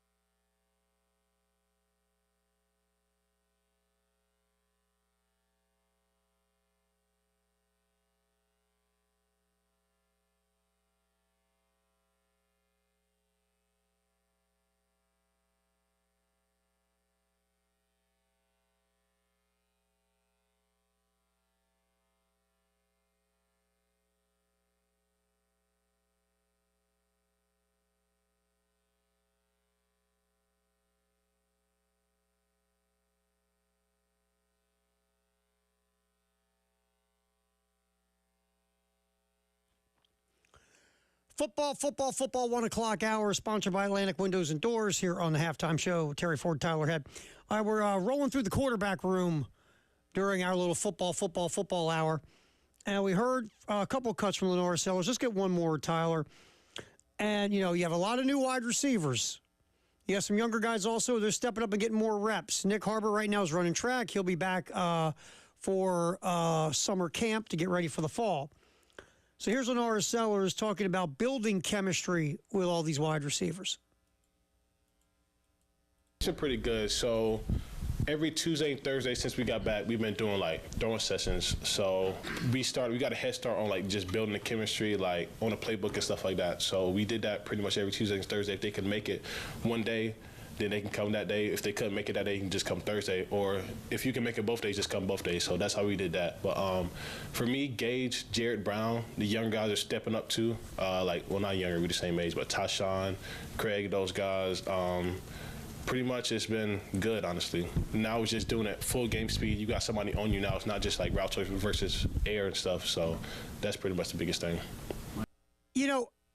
Trying to build chemistry is never a bad thing. Getting together as much as possible to throw and catch is not a bad thing, especially when it looks like you will be the starting quarterback and it's your first year starting. These guys are all coming in from different places, or they're freshmen, or if they were still here, they're not used to you as much because they threw with Spencer. Well, not just not used to you, but not used to the playbook as well. When you're talking about guys that have come in from the transfer portal and kind of getting them up to speed on everything, so having those extra reps outside of normal practice does go a long way, and I think that goes a long way in being a leader as well, trying to get these things organized and trying to work with these guys outside of the allotted time that you normally get, try and get better and try and get on the same page. Now, does it mean if you work with these guys constantly that it's going to always equal success? No, it doesn't. No.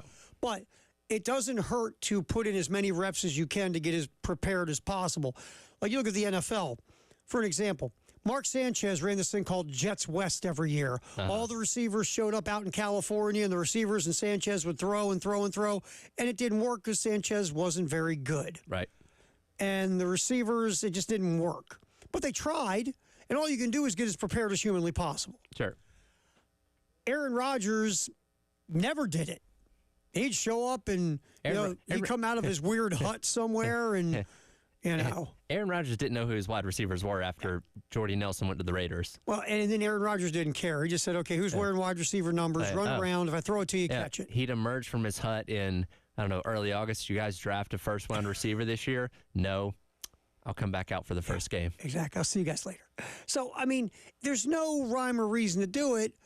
Or I should say there's no rhyme or reason to say, okay, this is successful either way you go. All I know is this. This is very simple.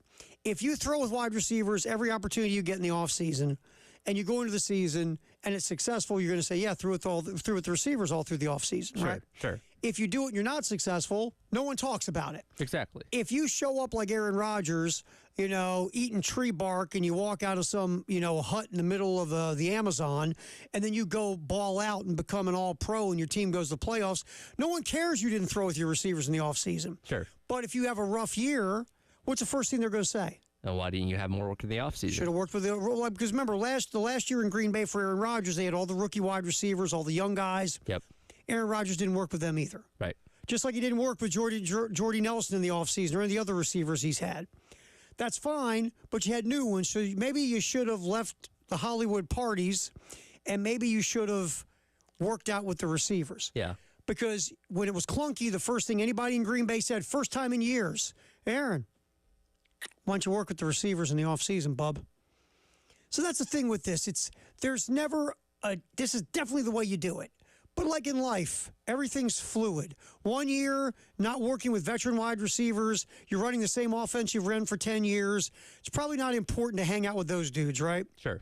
But if you have a new wide receiver room or you're changing the offense or you're doing something different or new, probably a good idea to go run with your wide receivers in the offseason. Yeah, probably. Just saying. Yeah. Lenore Sellers and his crew, they're all new to each other. The playbook is getting tweaked this year because you have a different skill set at quarterback, no matter who it is, right? So it's probably a really good idea to work out with your wide receivers. So basically, good job, guys. Nice work. Nice work. All right, Luke Doty, what a career. Starts off coming in as the quarterback of the future, can't stay healthy there. All of a sudden is the backup quarterback, learning from Spencer Rattler, then becomes the quarterback/wide receiver. Now it's looked at as a wide receiver/quarterback. Anyway, here's Luke Doty talking about Let's start off with balancing positions because he has been working at wide receiver and quarterback so far in the spring. Man, it's been everything. Just a little bit at quarterback, a little bit at wide receiver, a little bit of special teams. Just making sure that I'm getting reps in every single place I could possibly play, just so whenever that time comes, I'm ready for wherever it is. So it's been a lot of fun. It's a lot of what I did, towards the end of the season last year. Just taking reps at, like I said, at every single place I could possibly be, and making sure I'm prepared, mentally and physically. So when it happens, I'll be ready to go. Yeah, I mean, to me, watching Luke Doty since I've been here, Luke Doty looks much more natural catching passes than he did like playing quarterback. Sure. Just did. And there were moments last year where he'd make a catch or he'd run a route or whatever. You go, well, this guy's kind of like, this is what he should be doing. Because he was an athlete in high school. Yeah. He was top 50 recruit, but he was recruited as an athlete. So here's Luke Doty also discussing maybe what the offense will look like this coming up season. Cut 10, Tyler. This offense is going to be fun to watch. Obviously we brought in a lot of playmakers this past recruiting cycle. A lot of new guys, a lot of experienced guys, and a lot of guys that know how to make plays and have been doing it for a while. So I think when we step on the field, spring game, April 20th? April 20th, when we kick it off in August, it's going to be really fun to watch. There's going to be a lot of explosive plays, a lot of downhill runs, and just plays being made everywhere by a lot of different guys. Yeah, it's going to be different than what we saw last year. You got a bunch of different wide receivers. You got a different skill set at quarterback. It isn't going to be what you saw the last 2 years. I was going to say, did he really tell us anything right there? No, not at all. You know what he said?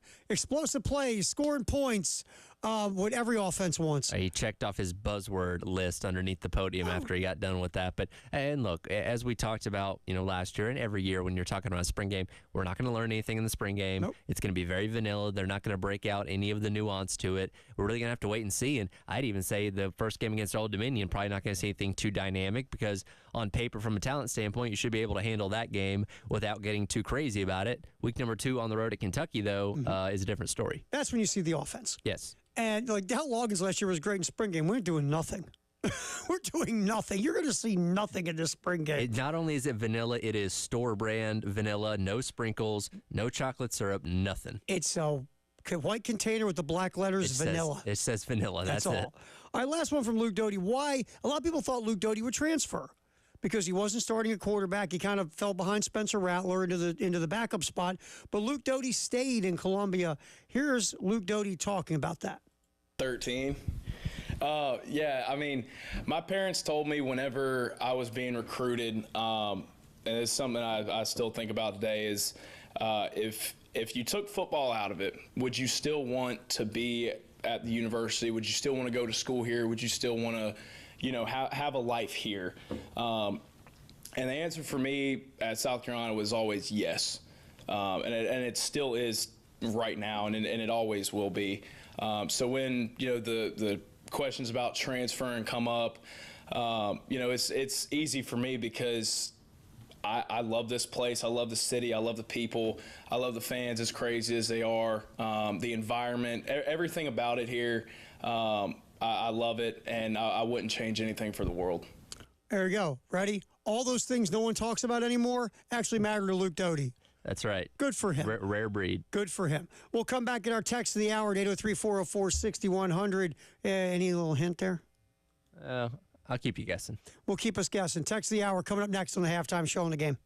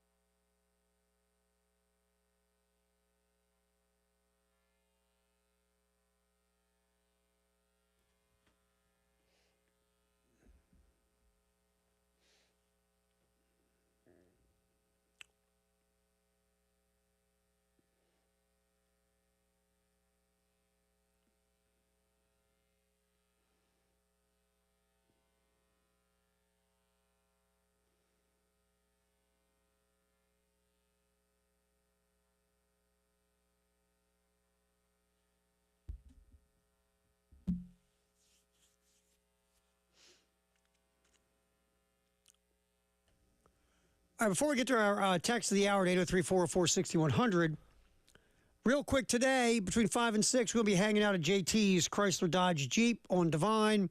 A lot of great deals, a lot of great specials in the month of March at JT's. So pop on out. Like I said, we'll be there between 5 and 6, just hanging around. Stop on in, say hey. Peruse. That's another word you never use in real life. Peruse. Have you ever used the word peruse in real life? Honestly, no. Neither have I till just now. It's a radio word, a media word that no one ever uses when they're really talking to somebody. I'm going to try and pepper it in at some point, though. Make it a thing. Yeah. Once a day, just say peruse. It'll be my, you saw Super Troopers, right? Uh-huh. With the meow. I love Super That'll be my thing. I'll try and pepper and peruse when I can. See if I can get it. If I get it 10 times in a day without it sounding awkward, that'll be a win. Super Troopers, fantastic, by the way. Reno 911, also fantastic. Very good. All right, so that's today. JT's Chrysler Dodge Jeep on Divine. We'll be there, like I said, between 5 and 6. Just hanging around, saying hey, saying hi, and just come in and peruse all the values and the deals. It's twice. Hey, how about me? All right, 803-404-6100. What's our text of the hour, bud? Chuck weighs in. We're just hearing from Luke Doty. He says he sounds like a young Shane Beamer. I don't know if Shane Beamer has ever had quite the southern accent that Luke Doty has. I don't know if he's talking about the accent itself or in the manner of speaking. Maybe he means in the manner of speaking, because accent-wise, Luke Doty is a whole lot more over here than Shane Beamer is. Yeah, it's just interesting. We talked about it going to the break with Luke Doty.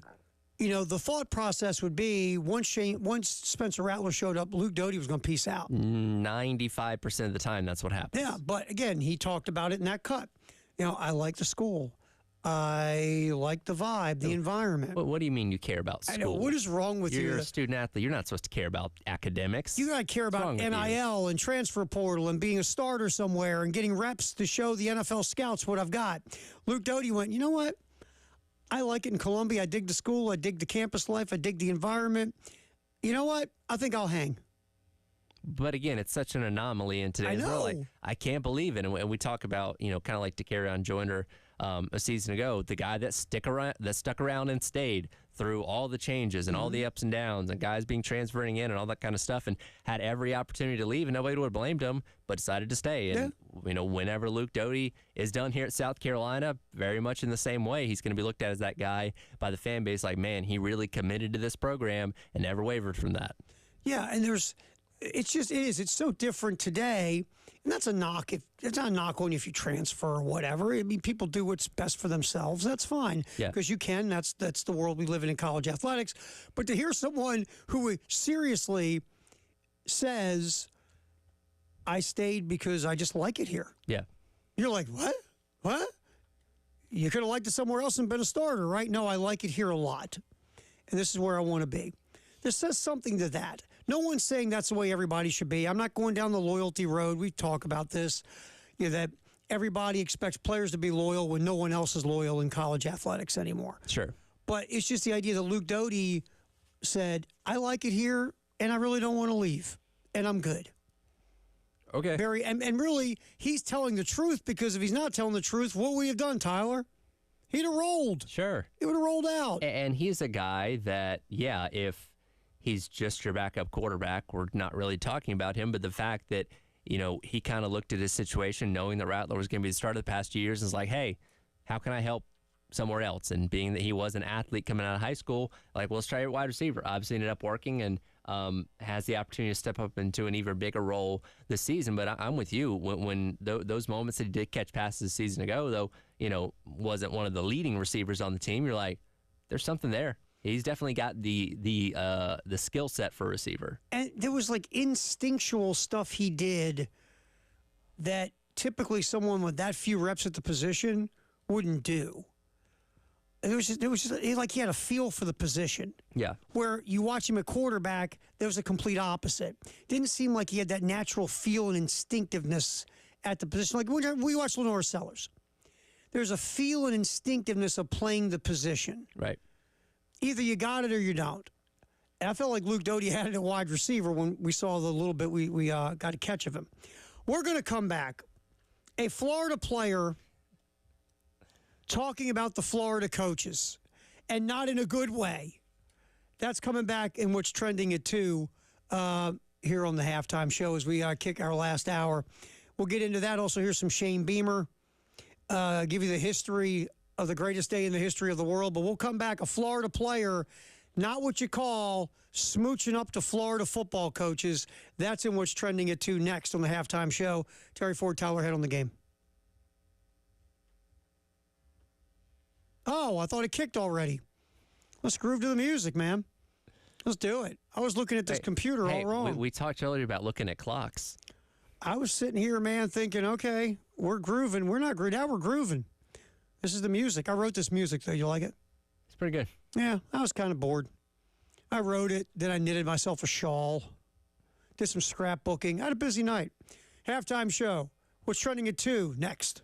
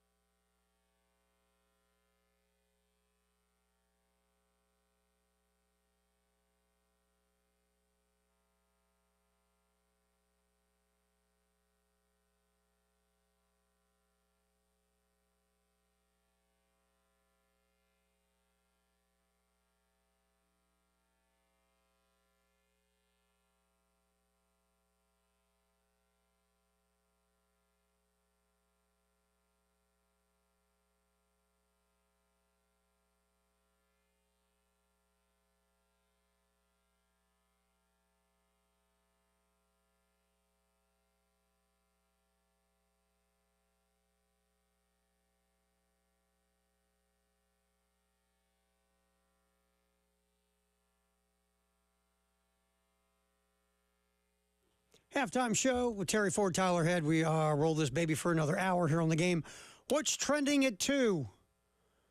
Sponsored by Traditions Fine Jewelry and Gamecock Traditions. We're going to get to a bunch of stuff here, but do not forget the way the schedule is going to play itself out. Thursday. Got it right in front of me. Thursday, we have baseball here on the game. South Carolina and Tuscaloosa taking on Bama. 7:45 pregame, 8 o'clock first pitch from Alabama. Also on the road Friday, 6:45 pre, 7 o'clock first pitch against the Tide, and then Saturday, 1:45 pregame as the Gamecocks complete the 3-game series. You're saying, but what about women's basketball, Tara? Very simple. Friday against Indiana in the Sweet 16 game will be on our sister station, 98.5 WOMG. 4:30 pregame, 5 o'clock tip with Brad and our buddy Ed Bird.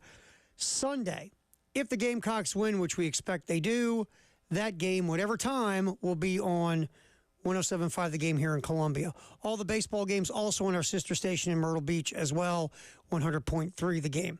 So there's your rundown of what's going on schedule-wise with baseball and women's basketball on the Game Network. All right, what's trending at 2? Let's start off. Billy Napier. Let me ask you this. Sure.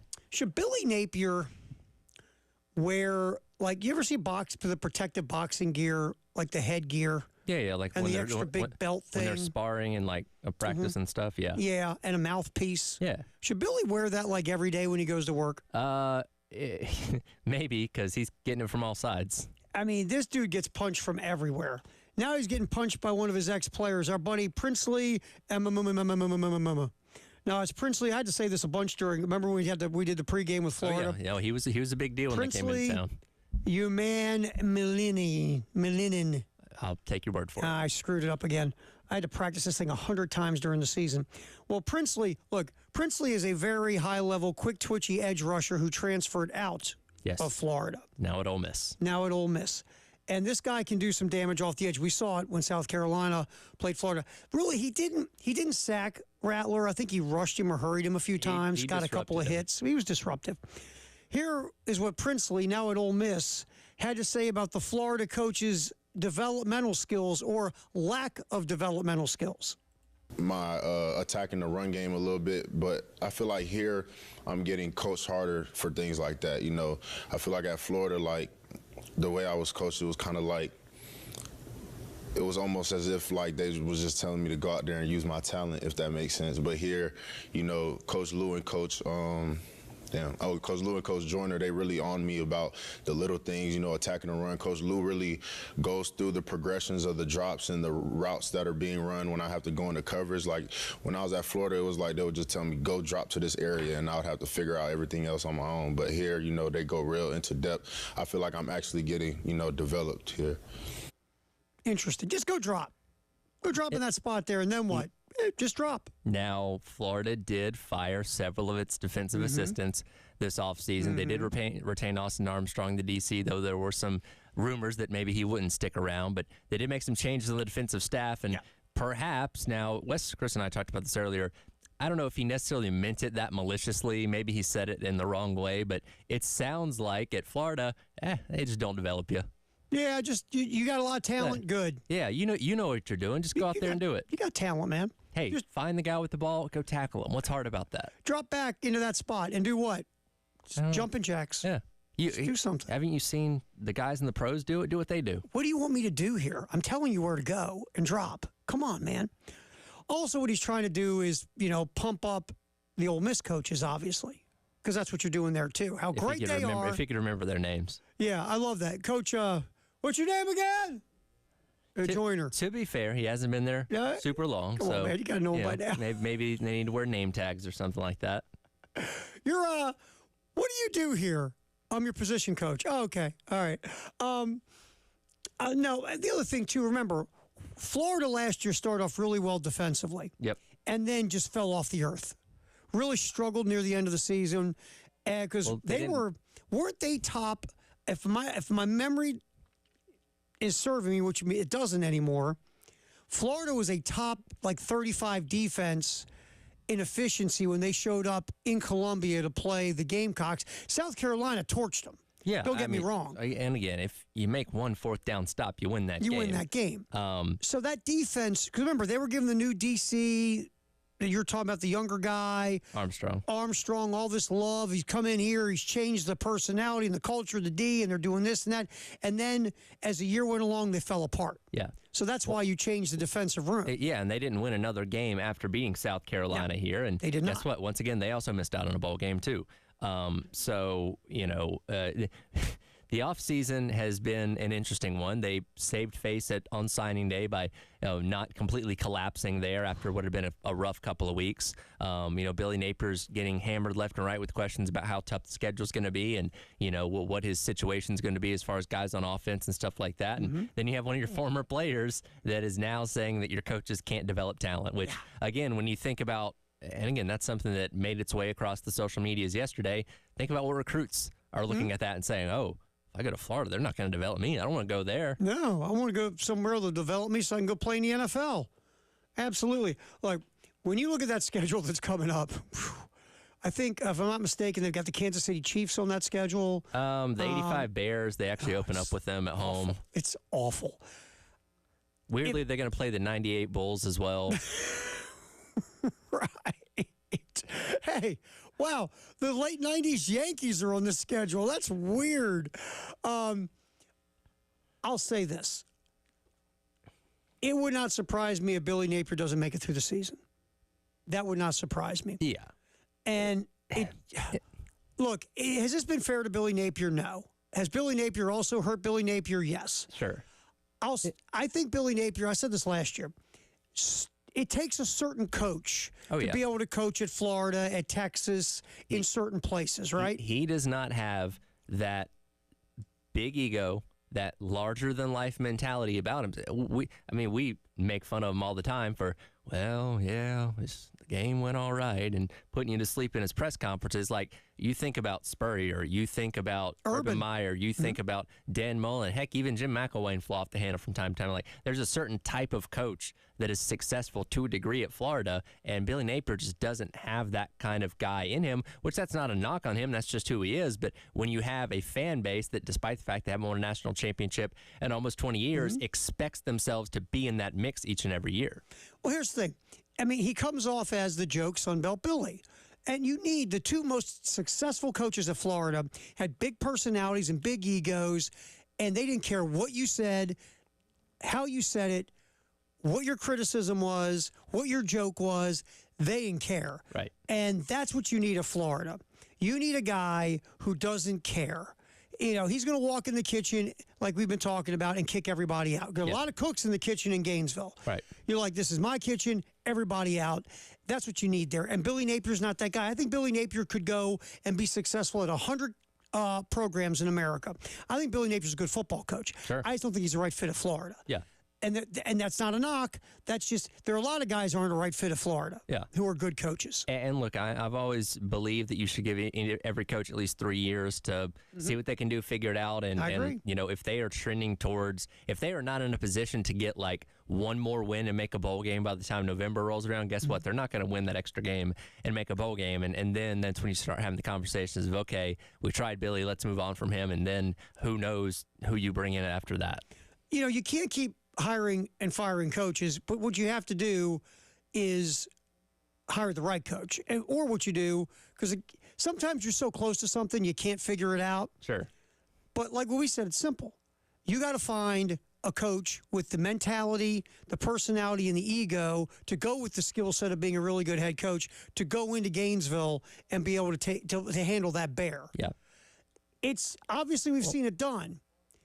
You got to get the right guy. You just can't keep recycling dudes every 3 years. Well, and it gets that much harder when you talk about Texas and Oklahoma going into the league, because now, yes, you don't have divisions anymore. So realistically, you want to shoot to be somewhere around the top 5 in the SEC to be in that playoff conversation. Well, guess what? You bring in two programs that are already going to be in playoff contention in Texas and Oklahoma in year number 1. So let's just say we put Florida as, I don't know, around 9th or 10th if we were power ranking SEC teams from the past season. Well, guess what? Now you drop to like 11th or 12th because you add those two teams that are already ahead of you. Yeah, and, at the end of the day, that schedule's a bear.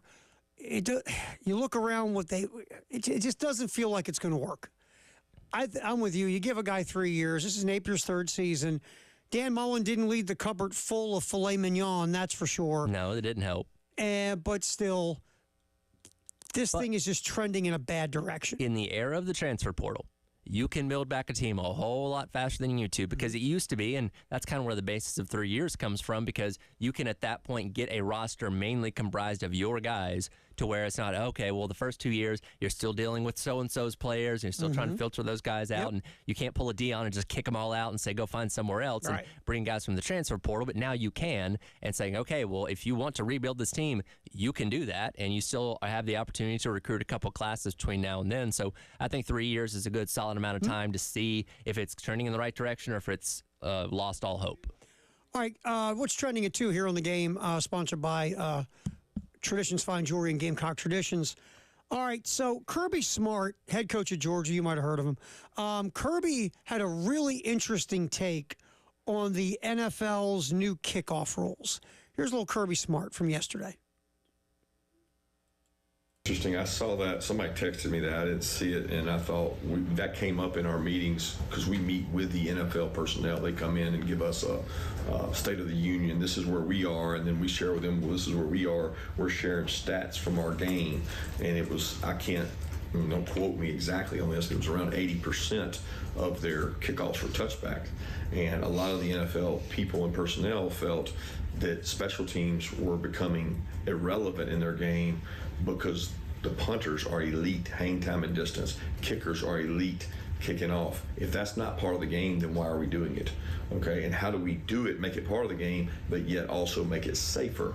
So I don't know our percentages in college football. I would guess around 70% touchback. It's slowly getting taken out of our game. There's coaches that concede, just going to fair catch. And so I don't know what came out today. Y'all probably know better than I did. I did see a picture of how they're lining them up. They discussed that with us.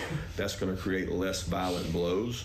But the way I understood it, it was also going to be a reward for you returning it, or a punishment for you kicking it out of the end zone. It's going to promote kicking the ball in the field of play, because if you kick it out of the end zone, now the ball comes further out. So they're going to make it defend.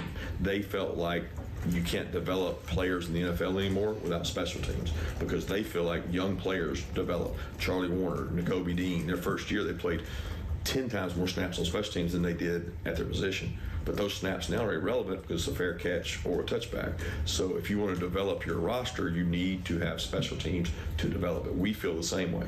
I developed my roster through special teams. The guys last year that started on all the units will probably start at a position this year. So you need those plays to be part of it, but you need them to be safe, because the highest injury rate has been kickoff, return, punt, return. A lot of that soft tissue, because you would think collisions, but it's more sprint. So you pull, and then also the collisions on kickoff, return. So I think the NFL is the model. They know what they want. They know what they're trying to do, and they're going to get it right. And then, hopefully we can start looking into that ourselves if the kickoff is not part of our game. We'll get into this coming back. Talk about what Kirby's comments. Also hear from Mark Kingston about yesterday's win over Presbyterian. And also a little Dawn Staley as well. So that's coming up next as we're talking about what's trending at 2, sponsored by Gamecock Traditions and Traditions Fine Jewelry. Terry Ford, Tyler Head, halftime show on the game.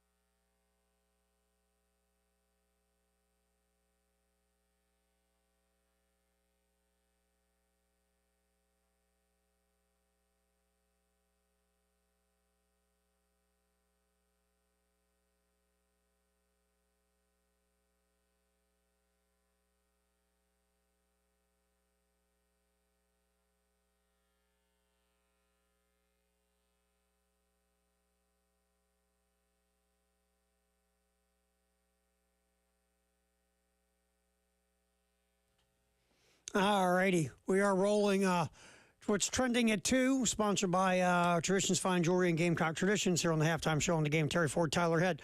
All right, so before we leave what Kirby Smart just said about special teams and about development, which is something that no one's talking about, but it's true, that a lot of guys get their first taste of playing on teams, whether it's return team, coverage teams, whatever the case. And you're not getting that right now because so few plays end up in a return. More obviously on punt returns than kickoff returns. But, I've heard a lot since this thing hit yesterday. Man, this game is just sissified. Jeez, it's a collision sport. You can't stop people from hitting each other. You're making a flag football. I get where you're going. I understand part of the allure of this sport, besides gambling, is the idea that it's legal, controlled violence. Right. I understand that. Look, we all love me. You go back to the Romans in the Colosseum wanting to watch a gladiator fight against some kind of animal that could kill him and eat him. People love bullfights for that reason. That if you don't get the bull can get you, and that might not end well for you. I get it. We love this stuff. One of the reasons people, they don't talk about it anymore, it's not politically correct. One of the reasons people like racing in the first place, dudes are driving really, really fast, and they could crash and burn. Right. We love all of it. Sure. But we also, there's this thing called, litigation. And the NFL doesn't want to be sued. So they want to, wink, wink, care about player safety. But also, to be honest, you want healthy players. You don't want key players getting hurt in any way, shape, or form. So now the NFL looks at what can we do to make the game safer. The quarterback, right now you can hit the quarterback in the belly button. That's it. I don't know. I'm sure there's a flag for that somewhere. But why? Because the quarterback is the marquee dude. A lot of people tune in to watch the quarterback and watch the ball being thrown in the air and points being scored. So you want to protect your prized possession in the NFL. It's a quarterback, right? Right. So as much as people go nuts over, put dresses on them. Yeah, but you know what? I understand it. You're not wrong. But that's really the number one meal ticket in the NFL is the quarterback. I mean, that's where the majority of your superstar players come from. Yes. Are quarterbacks. They are the face of your franchise. When you're playing fantasy football, quarterbacks are often the stars of your team. I mean, you see a lot more commercials with Patrick Mahomes than you do a running back. Yeah. Or a wide receiver. So, I mean, Tom Brady's still doing commercials. He hasn't played in 2 years. Right. So, it's as annoyed as you get about it, that's why.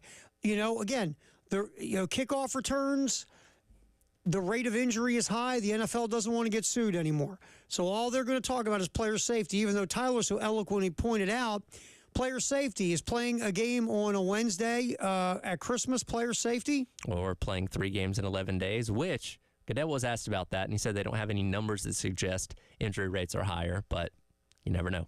How about common sense rate? Well, does that make money? No, it doesn't. Well, the more games you play in a shorter condensed time, the more apt you are to have injury because your recovery time isn't what the normal recovery time is. So you're putting guys in danger to get hurt. You can talk about your stats and data and all that stuff. Feel free. Common sense says guys play 3 games in 11 days. You have a better chance of getting hurt. Usually. Just saying. I mean, heck, playing on Thursday night after playing on Sunday heightens your chances of getting hurt and leads to really bad football, for being honest, because they're still tired from the game that they just played 100 hours ago. Thursday night's god-awful.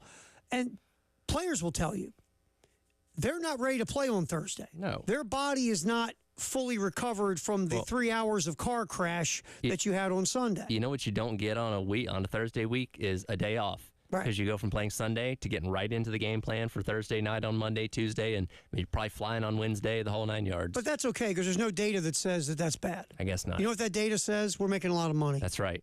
That's what matters. So, Kirby's right about the development, and people get mad over, the game is changing and it's less manly. You're not wrong for the factors we just said.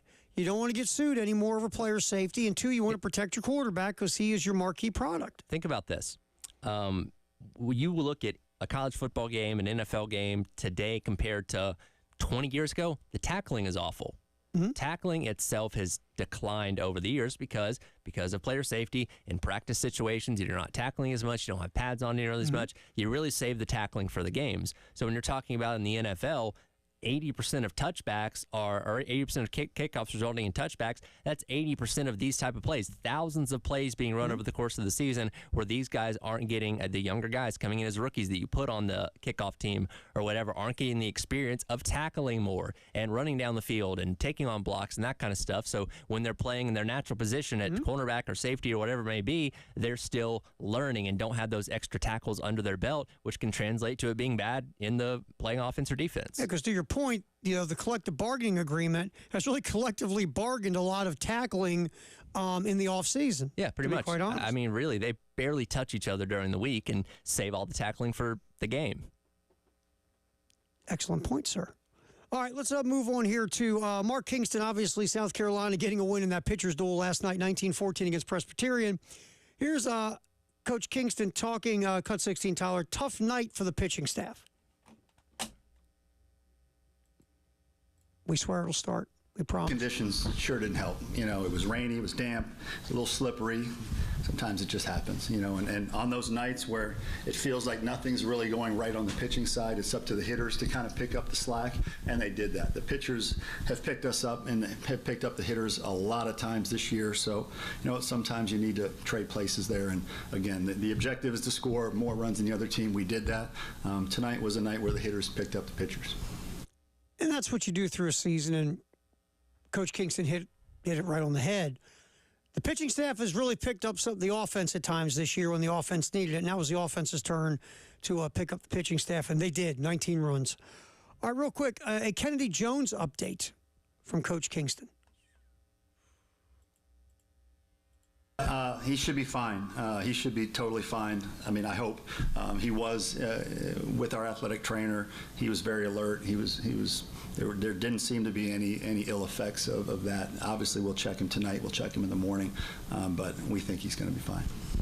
And again, that's really what you say, correct? Yeah. Well, he got clunked on the head pretty hard late in the game. You are concerned that your best hitter by batting average, was on the ground, but it sounds like everything's going to be okay. Now, he didn't come out right away. Yeah. So that was a good sign. Yeah, didn't have to help him off the field. Seemed like he was, again, when you get hit in the head, it takes a second to get yourself back, back in the right space. Right.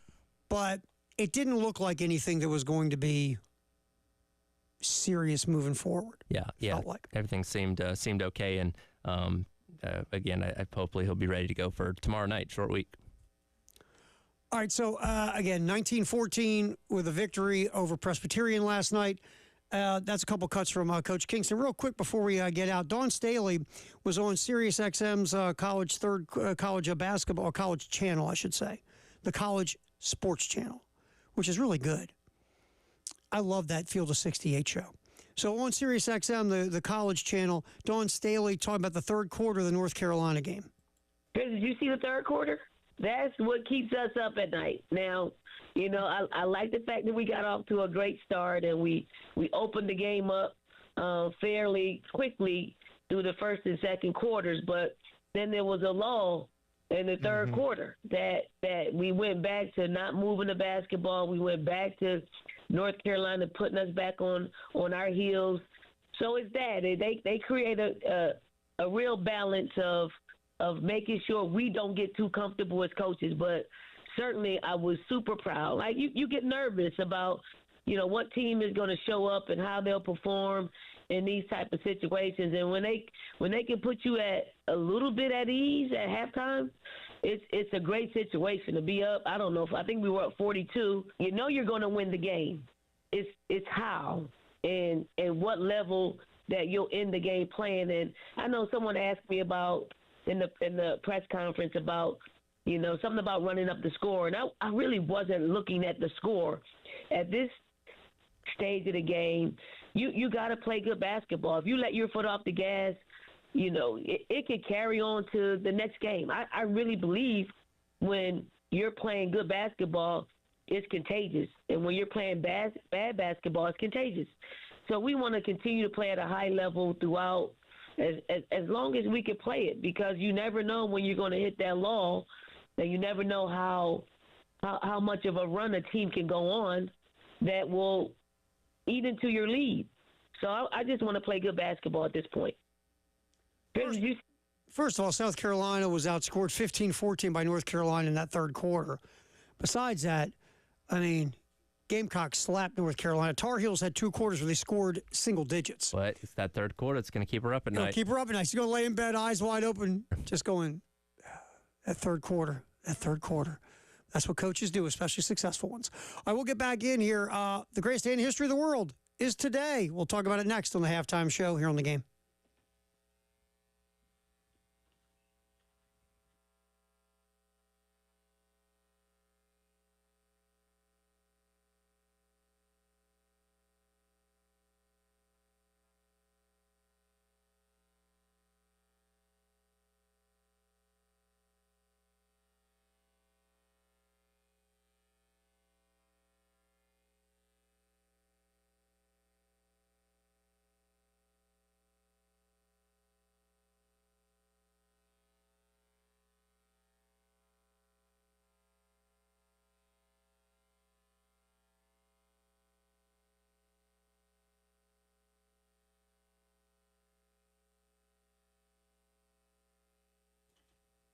And we talk all the time about being a guy, getting older, and just not feeling right. And again, guys never talk about anything because, we're manly, we're men. We don't talk about things like not feeling good. But you should talk about it because it could be a simple fix. It could just be low testosterone. One way to find out, 803-875-MENS. The Men's Clinic of South Carolina. You call Dr. Dan and the staff. It's a confidential free consultation. You go in, tell them your story. It might just be low testosterone that's dragging you down. If you just, you have lack of drive in life, professionally, sexually, whatever, or you're not sleeping well, your workouts stink, your recovery stinks, you got brain fog. If the staff thinks it could be low T, they'll do some lab work. If it is low testosterone, they'll put you on a program that is specifically built for you to get you back to feeling like you again. Men's Clinic of South Carolina, 803-875-MENS.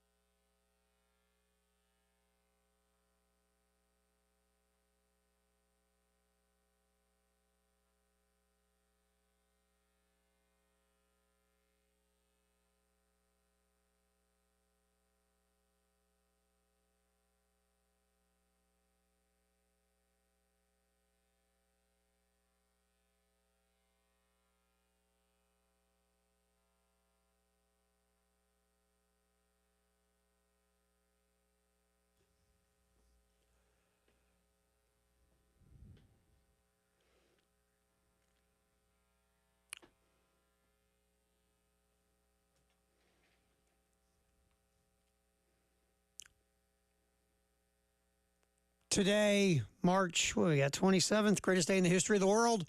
Sponsored by 1-800-GOT-JUNK. You know the funny, interesting thing about this studio over here, Tyler? What's that? And you're over here for 3 hours. Yeah. 1 minute, it's a sauna. Then next minute, it's a meat locker. Yeah, it goes that way. It's interesting. And it's really good when you're in spot here, Mike 1, when it becomes a meat locker, that air comes right down on you. Oh, yeah. Oh, yeah. It's great. I need to get me now I need like a big fur coat until in 15 minutes when you're sweating to death. Well, and then you have the sunshine kind of coming through the windows. Yep. That's probably going to help heat it up a little bit. All right, you here just we never go. know. It's like roulette. It's fun. It's like weather. You're right. It's like weather roulette. Yeah. All right, greatest day in the history of the world. 1939, the first NCAA tournament was held. You know who won that championship? 1939.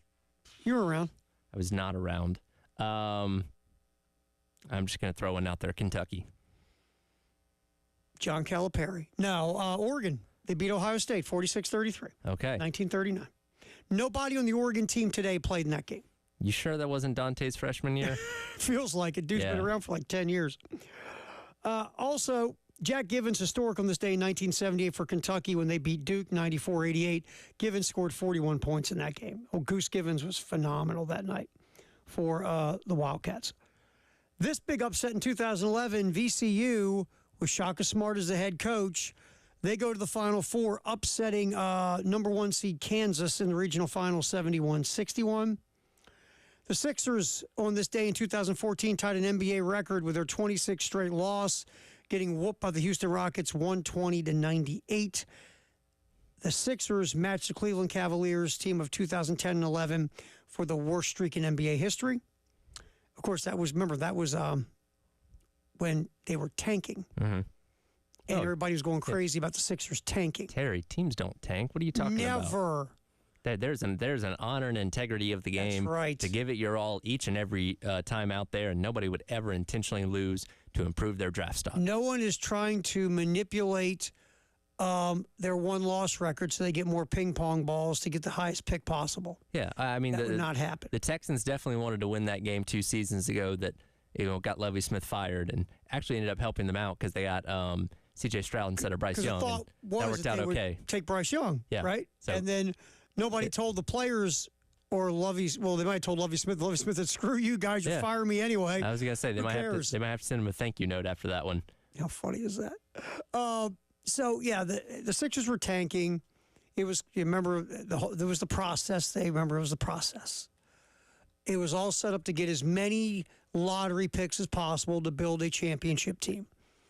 And that was back in 2014. And now you look at it, they got Joel Embiid. Mm-hmm. But they also drafted Ben Simmons 1, and we saw how that turned out. And by the way, they passed on Giannis Antetokounmpo twice in the same draft. Think they think about that a lot? Not at all. Nobody's thinking about that in Philly. All right, and finally, on this day in 2017, the UConn women's basketball team advanced their 10th consecutive Final Four. They beat Oregon, not the Oregon team from 1939, but a different Oregon team. UConn's women 10th straight Final Four in 2017 by beating Oregon and whooping the Ducks. So there is the greatest day in the history of the world, brought to you by 1-800-GOT-JUNK. All right, Shane Beamer again talking to the media after spring practice yesterday. We were kind of laughing because it ended. It was weird. It was like 21 minutes, and it just was done. And we had to scramble because we were like, he's got 5-10 more minutes on this thing. Always going at least half an hour. Even Shane was surprised. That's it? That's all? Seriously? All right, I'm out. And Shane he hauled it before somebody decided to give him a question. Hey, probably had to hit the golf course. I'm late. Absolutely. All right. So Shane talked to the media yesterday. One of the topics he focused on was the offense. And let's get cut 3, Tyler, about what to expect from this year's offense. Because like we keep saying, it's obviously going to be different than the offense we've seen the last 2 years. Yeah, that's one thing that we count explosive plays as a run over 12 yards and a pass over 18 yards. And same thing on defensively. If you are giving up 12-yard runs and 18-yard passes or more, that's giving up explosives. And if you look at our record, the way that we keep it, I think we're something like 16-2 in our 3 years here if we just win the explosive play battle each week. And that's not rocket science. Every team in America probably is doing the same thing. If you have a lot of big plays, your chances of winning are going to go up. But it's something that we've emphasized, always have, and really have emphasized to our players about being explosive offensively and then not giving up explosives defensively, which we did too many times at times last year. So, yeah, we want to be explosive, but as always, it's we want to be balanced. Well, what does that mean? To me, it's not 50-50. It's the ability to run the ball when you need to run it and the ability to throw it when you need to throw it. Protecting the football. We were better last year at protecting the football offensively, but still not where we want to be. We were dead last. My first 2 years here, we were better, a lot better last season. We certainly can continue to improve that. And then beyond that, it just gets into let's figure out who our best players are and figure out how we're going to get them on the field and get on the ball. And we're deeper at running back. Yes, we lost a lot of production at wide receiver with Zay being gone, but we have more depth in that room. I think we have more depth in the tight end room. So it's exciting to watch those guys get out there and compete. And let's figure out who our best guys are and how we get them the ball and not try and say this is our offense. You have to adapt to what we want to do. We want to be multiple enough where we can adapt to our personnel. Shane hit a lot of stuff there, and I want to go back to a couple things with the explosive plays and the turnover battle. And Shane's right. I mean, they're over the last 3 years, the Shane Beamer era, South Carolina's 16-2 when they win the explosive play battle, and obviously their record is much better when they win the turnover battle. Right. And that's really the same for every team. The more explosive plays you have more than the opponent, and the more turnovers you force than the opponent, you have a better chance to win. But you and I were going back and forth on this earlier. What's the average South Carolina had of explosive plays? About 6 to 7 a game. Okay, let's say they run on average 60 to 70 offensive plays. Right. So basically, that's what a percentage of plays are explosives. Yeah, 10%. Okay. So that leaves 90% of other plays that aren't explosives. Yes. Now, obviously, you want to improve that number, but one of the other things about South Carolina on both sides of the ball I've observed in roughly a little bit over 3 football seasons is the non-explosive plays or the games where you don't force a lot of turnovers. Sure. The efficiency on both sides of the ball needs to improve because those plays matter. They do. Getting yourself to 2nd and 4 matters, or forcing the other team into a 2nd and 11 matters. And I think the consistent efficiency on both sides of the ball, when you're not getting explosives, you're not forcing turnovers, what are you doing in the efficiency department in games? And that's what this defense had built itself on identity-wise in so many ways for the first 2.5 years, was generating turnovers. They were routinely one of the best in the SEC at doing that under Clayton White. You go through the month of October last year without getting a single one. Guess what? You lost all those games. You go into November, okay, we need to switch some things up. That's when we saw them starting to implement more of the 3-3-5, switch things up, moving some guys around, and hey, it ended up working out better. You didn't get your ultimate goal of being a bowl team, but the numbers themselves on defense were drastically better in that month of November. So that's something to hopefully build off of going into this next season, that yes, getting turnovers and takeaways, that's great, but you can't build your identity of your defense around that. Your identity also needs to be making efficient plays defensively to force teams into down and distance situations that are to your advantage. And on the flip side of things, you can have a 50-yard bomb explosive play, but if you proceed to punt after that, then it's not worth anything. Efficiency matters. Yeah. All right. We'll come back in here. Our text of the hour, 803-446-100. We might even yap with Jay Phillips before a little bit of baseball news. I'll hit that next as well. Oh, we got baseball news next here on the Halftime Show with Terry Ford and Tyler Head on the Game.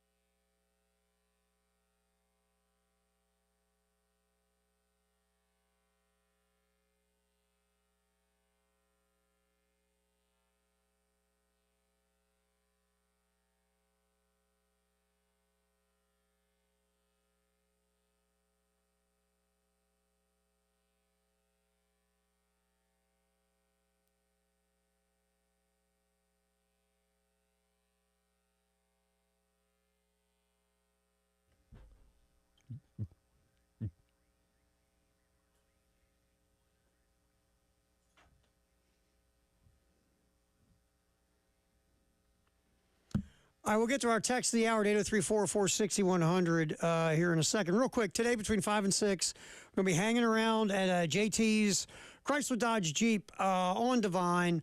We're going to call in, bother Jay and Elijah for a minute, talk about all the great deals at JT's. Maybe I can talk them into I don't know, let me just test drive a car for a year. What do you think? You could try. I mean, the only dumb question is a question not asked. Exactly. How many shots do you make that you don't take? So I'm going to give that a whirl today. See what you can do. That's between 5 and 6. So hang out with us. Also, our poll question, our Twitter X poll question of the day. How big of a loss is Michie Johnson to the transfer portal? Huge loss, leading scorer. Big L, but replaceable. Not concerned, next man up. Big L, but replaceable at 59%. Huge loss, leading scorer 18%. Not concerned, next man up 23%. You can still vote. 132 votes. Over 700 folks have paid attention to that one. How much of C is recency bias bitterness? Yeah, part of it. I mean, again, people it's personal. They get butthurt and they vote. Who cares? Next man up. I look at it like this. I think he was obviously an important cog in your season. I would vote B. I think it's a big loss for a lot of reasons. But here's what I'll say, and this is weird.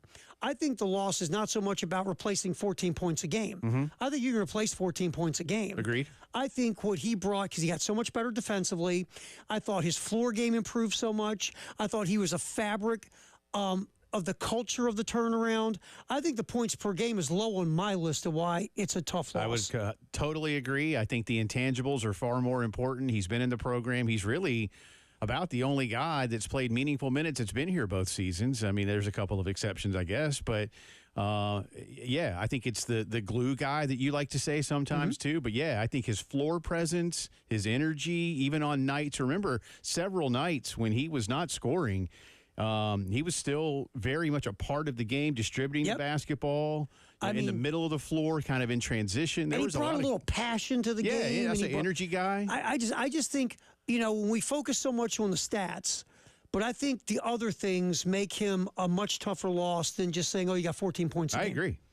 So I would say B. I do think this, it's not like it's detrimental to the long-term health of the program, but you don't replace experience. Experience is earned over time, and he's got some. So I think you're right. The points, yes, you can go find someone that can score around 15 a night. Yeah, it's just the other stuff that you also got to take a look at. You got breaking baseball news because you've got a lot of places bugged. I do. You know what's up. Well, if you're looking forward to Braves opening day tomorrow, unfortunately, you got to wait till Friday as it's been delayed a full day. Thanks. 3:05 on Friday. Thanks, Philadelphia. Thanks, Philly. Yeah. It's probably not even going to rain, is it? You know what? I don't know. I know that the Mets in Milwaukee also got postponed, so it sounds like a lot. So Mets I guess this Mets cell and Phillies. is, we're not ready to play. I guess this cell is going up the East Coast, and we'll How hit there much by of this tomorrow. do you blame directly on Bryce Harper? All of it. All of it. Yeah. Tyler beat you to it. Yeah. I thought you'd get that before Tyler and I Tyler. are on the same page. Bryce Harper could solve world hunger, and Jay be like, that's it. That's all overrated. What I else still you don't got? like the guy. Where's world peace, too, Bryce? Yeah, come on, Bryce. Get a haircut. Yeah, change your shoes. Yeah, Weirdo. not a Bryce Harper guy. Yeah, I could tell. Not a Bryce Harper guy. Oh, In all fact, right. again, I've said the Philadelphia Phillies are currently jockeying really well for position with yours truly in terms of baseball hate with the Think about that. the New York As Metropolitans. much as I know you hate the Mets, Yeah. that's a lot. Wow. You don't really hate the Marlins, though. There's no reason. Well, I don't hate the Marlins. My only beef the way with they the throw at Marlins. Acuna, you should hate them the way they throw at Acuna Jr. I don't like them, but again, my only Marlins thing goes back to Eric Gregg's strike zone in 1997. See, and that wasn't really the Marlins That's at a all. true fan who can't give something up from 1996. The Marlins are your annoying cousin that's 7 years older than you that you can push down the stairs at any point in time. They don't really pose a threat to you. They're just aggravating. And how much can you hate a team with that thing in center field? No, I don't hate the Marlins, and I like the Nationals. The Nationals are fine. You know who hates the Marlins? Marlins fans. They don't even show up. They don't have any fans. That's right, exactly.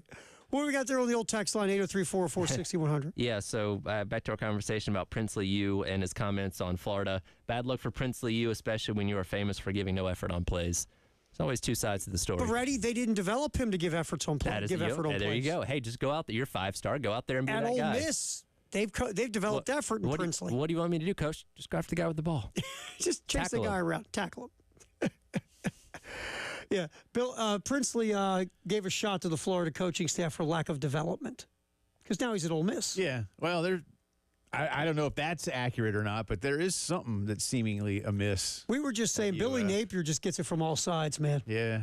It's a tough he was gig, probably man. having a nice, relaxing day yesterday, going through practice and looking at film, and then this pops up and has to deal with that now. Now, I know your bank account is happy that you took the Florida gig, but do you think when Billy Napier's sitting around the house, it's nobody but the family? I should have just stayed in Louisiana. Man. There might be some days. Just stayed. I still can't believe that ball, the way it bounced at Williams-Brice last year. And that's one you want. If I want one thing, if I want one play back for all of last season, it's that one. You know that play. Billy drew that up like that. Well, man, that one's going to sting for a while. All right, post-game show. We got John Whittle coming up talking a little football, too. Nice job, Tyler. Post-game show's next here on The Game.